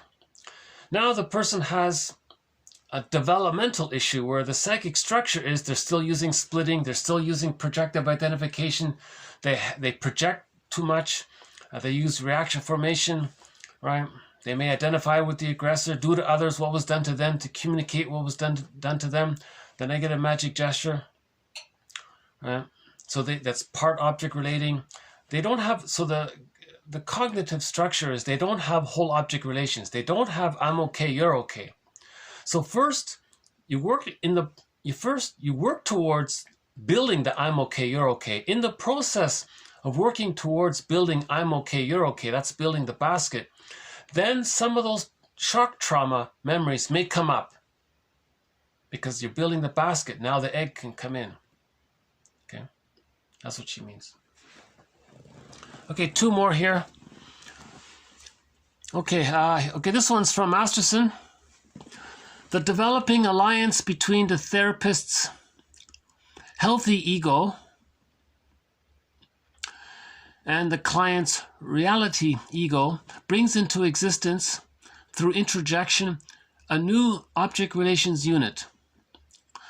The therapist as a positive object who approves of separation individuation, plus a self-representation as a capable developing person, plus a good feeling which ensues from the exercise of constructive coping and mastery rather than regressive behavior.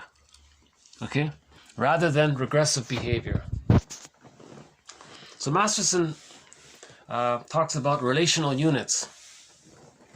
In the internal theater, in the endopsychic structure, okay, in the internal working model, in the schema, in the internal theater stage, you have a concept of the mother that's loving, linked to a part self-representation that's loved. That's a relational unit. Loving part mother, loving part self. Now you've got the enticing mother, promising mother, linked to a part self that's enticing, that feels enticed. That's a relational unit. Now, paired with that relational unit, you got the rejecting mother linked to a rejected self. So now we have these 3 pairs. Okay? So loving mother linked to loving self, enticing mother linked to enticed self, rejecting mother linked to rejected self. Now, the enticing and the rejecting side outweighs the good side, the loving side. Because it's split, right? That's splitting is the byproduct of when the frustration outweighs the love. If the frustration outweighs the love, the child uses splitting to cope with it. So the child's psychic structure is, there's this splitting going on in the psychic theater, as described in myths and fairy tales. Myths and fairy tales describe this because they talk about goddesses and demons, right? Sirens and witches, and right? And you got the helpful ones. So now we need some support on the love side. So we need a new relational unit. Okay. So we need a concept of a good friend or a therapist who supports the person's healing, linked to a part self-representation that feels supported for healing. So someone who approves of your psychological birth, linked to a part self-representation who feels that it's okay to achieve the psychological birth. So that's a new relational unit. Okay, so we got, so on the one side you got the, right, loving mother, loved self, but it's weak. Then you got the enticing one who's linked to the enticed, but that's not satisfied. But then you got the rejecting one, and who feels rejected. Now it's split. Now how do we heal the splits? If we create a new internal object relations unit, okay? So let's say you have a relationship with a friend who supports you, and that becomes a part of your memories. That's internalized, so it's a part of you now, linked to a part self who feels that it's okay to achieve the psychological birth. Now you're stronger. Now, when the love side can outweigh the memories of the rejecting side, the split images can come together. Then you form whole object relations. You get two tennis balls. So the split images of the other all come together as a whole. The split images of the self come together as a whole. That's differentiation. That's then you get the key. Then you get the golden ball. Right? You get the egg, the morning. Then you get the real self. And so on. So that's another concept of Masterson. So there's two concepts of Masterson: relational units, right? And mirroring interpretation of narcissistic vulnerability. Okay, let's do one more here. Psychoanalysis is a science of personality. But okay, here's the but. Right? By the criteria of the physical sciences, it is not a good science. Not by a long shot, right? By the criteria of the physical sciences, chemistry and physics, etc., right? By the chemistry of the physical sciences, right? It is not a good science. But whatever its weaknesses, it does acknowledge, it does face, it does admit, it does recognize, it deals with many things that other sciences have ignored. For example, this whole idea of the endopsychic structure, the internal theater, the traumatic script, schemas, the whole idea of the unconscious, the existence of the unconscious. It acknowledges the existence of the unconscious, unconscious motivation, unconscious pain, unconscious guilt.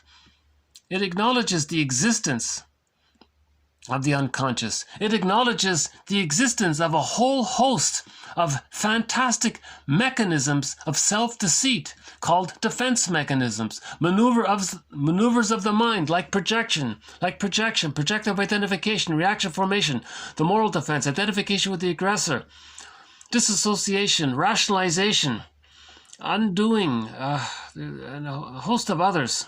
It acknowledges maneuvers of the mind. It acknowledges doublethink. What happens if there's a double bind? Right? It acknowledges maneuvers of the mind. So although psychoanalysis is not a good science from the point of view of the physical sciences, let's give it some credit, because it's talking about things that no one else wants to talk about.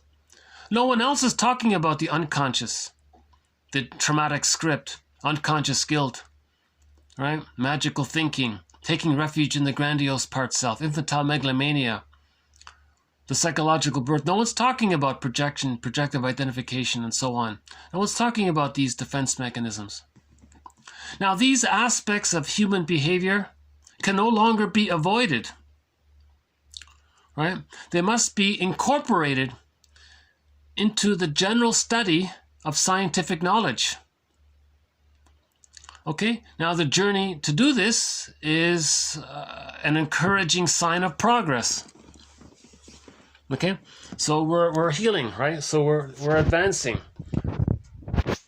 as we're including and recognizing the reality of the unconscious, which poets and artists have known for thousands of years.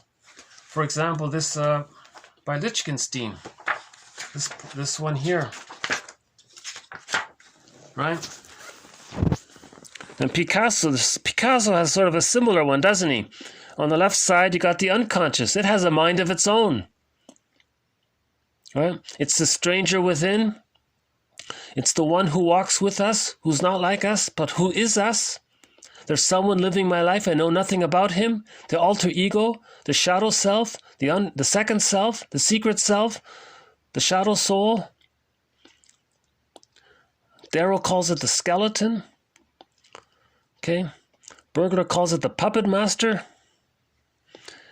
Okay, in literature, it's the motif of the double, right? Our vitality is there in the unconscious. The golden ball is there. The egg is in there. The real self is in there. The capacities of the real self is in there. The capacity for mutuality, normal, natural, healthy development is in there. It's safekeeping, right? It's stored in there. Our disassociated traumatic memories are in there. So much of who we are that we lost got stored into the unconscious. Okay? So when we say, so science means we got to include this. We can't just keep ignoring this left side here, right? Otherwise, we're just, like that guy there, just a mindless, whatever you want to describe, however you want to describe him. Just unfeeling, going through the motions without much life or animation. He looks kind of sad, right? So we've got to acknowledge this unconscious, right? And because this unconscious makes us repeat childhood memories. That means we're not living in the present, right? So the unconscious, the left side wants the right side to become more aware so that more of the left side can enter into the right side. You see? We're looking for psychosynthesis, for a reintegration with ourselves. So that's what psychoanalysis is all about. This picture here is sort of a summary. I think this is a pretty good picture of what psychoanalysis is all about, what it tries to address. Our knowledge of which defense mechanisms we're using is in the left side, in the unconscious, right? It's our soul is in there. Our feeling self is in there. And it's as if it has a mind of its own. It can tell us what to do in life. Now, what this does is it gets him to repeat things all over and over again. So Sisyphus is in here, right? Now, there's painful memories and there's positive. Our potential is in there. The true self is in there as well, So that's a pretty good picture of what psychoanalysis is all about, right? Now, we want to find our life history. So much of our life history is here. Our narrative is in here. So we have to build this guy's knowledge so that this feels safe enough to enter into him.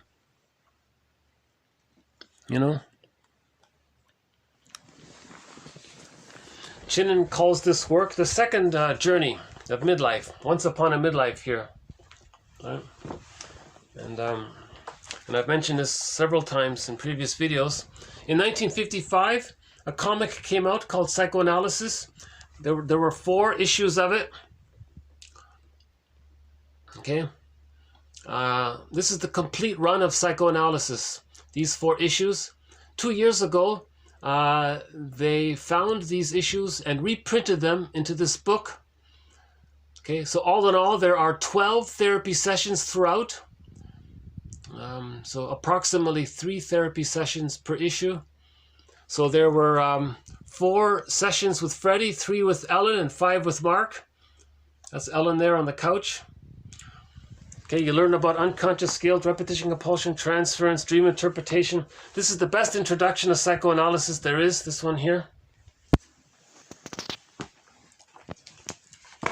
So it's pretty much synonymous. When we say the psychoanalytic perspective, we mean psychoanalysis, right?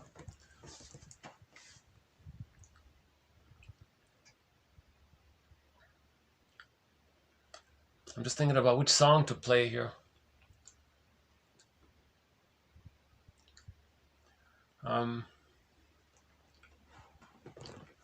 Hold on a sec.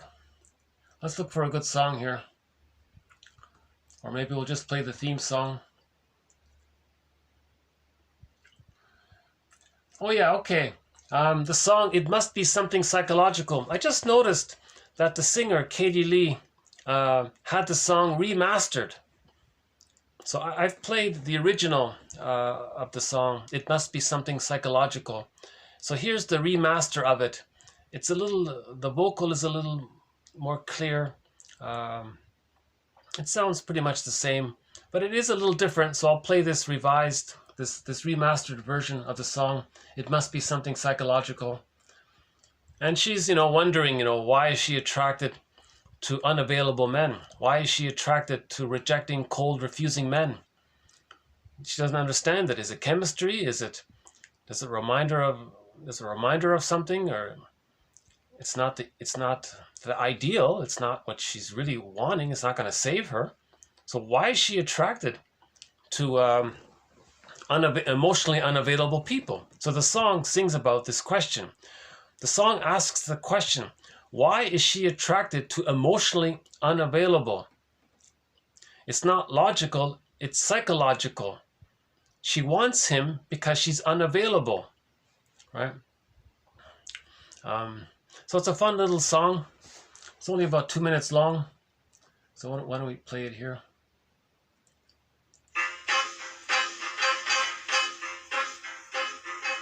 It must be something psychological. It may be something very physical that makes me feel the way I do whenever I'm in touch with you. I think it's something strange and mystical. It might be something very chemical. What is this force between us two that makes me gravitate to you? I know you're not my ego ideal, you're unlike my father or brother, but the way I feel does not become a sister, a pal, or a mother.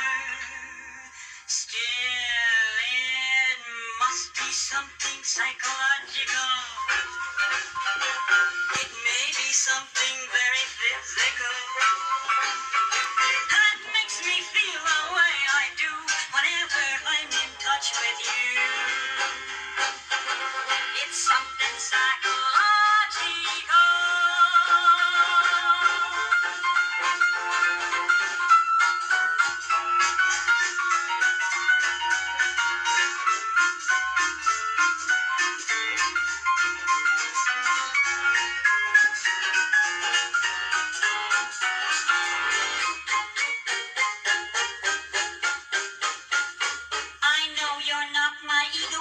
You're unlike my father or brother, but the way I feel does not become a sister, a pal, or a mother.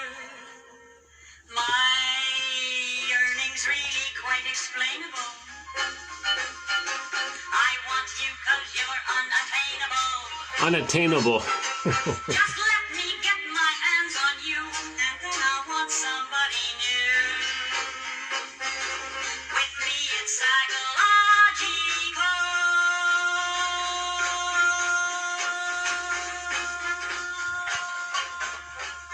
Okay. I'm thinking maybe the sun might be out. Hold on a sec. Let's play this song again. Let's check the west side here. Hold on.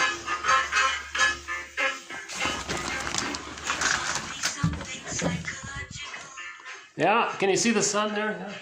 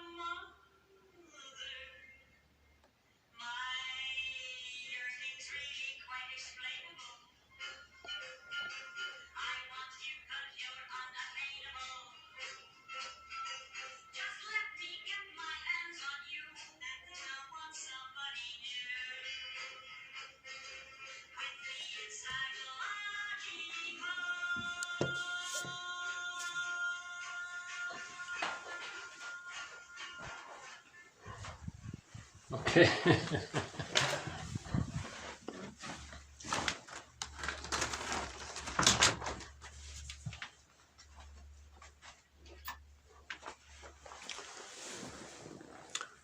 Okay, so thanks very much. By the way, I'm going to mention the companion tea for this series. The companion beverage for 1001 Windmills of the Mind has got to be this. Okay, it's called Egyptian Licorice Mint by the company Yogi there. This is the companion beverage for this series. It's a great drink. Should I do it again here? It says here, let's see. Can you see it? I don't know if you can see it here. Peppermint leaf, licorice root, cinnamon bark, cardamom pod, ginger root, stevia leaf, clove bud, black pepper, cinnamon bark oil, cardamom seed oil, and ginger root oil. Okay. This is a great drink. So this is the official drink, the official beverage for 1001 Windmills of the Mind. And our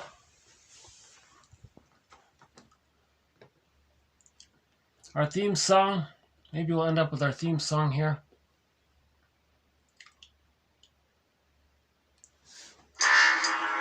This is Windmills of the Mind by Katja Epstein.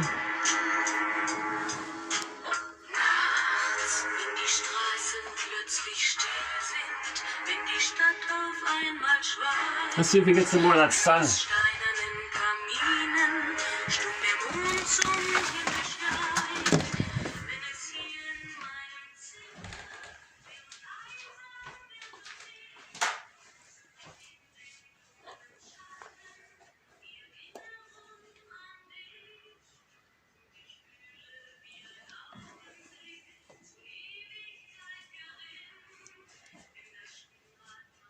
Okay.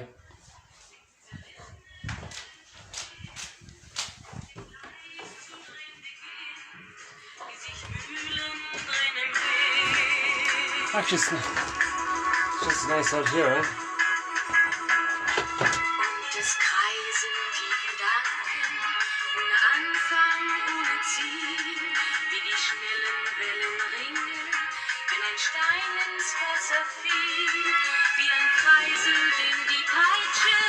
This collection of quotes, 1001 Windmills of the Mind, is named after this song you're hearing now. Katja Epstein's German rendition of the song Windmills of the Mind. So we now have over 1,900 Windmills of the Mind.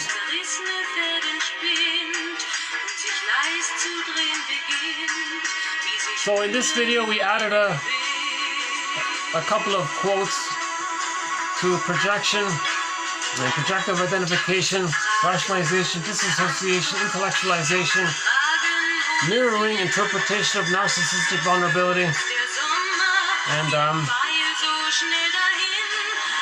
the idea of we need to build the basket first. That's one. That's the priority, and then the emotions come on their own accord. And we don't look for the emotions first; they come on their own accord. Right? So I think TQ, this one here, 1936, that's an important quote. And we talked about the relational units and the idea that psychoanalysis, although it's not a good science in the traditional use of the term science, it's the only approach that acknowledges the unconscious and all of these things that we're talking about. The challenge is to blend,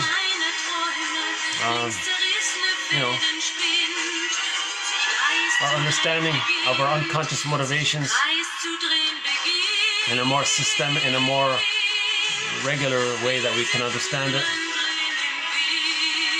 This has been TQ 1927 to 1938.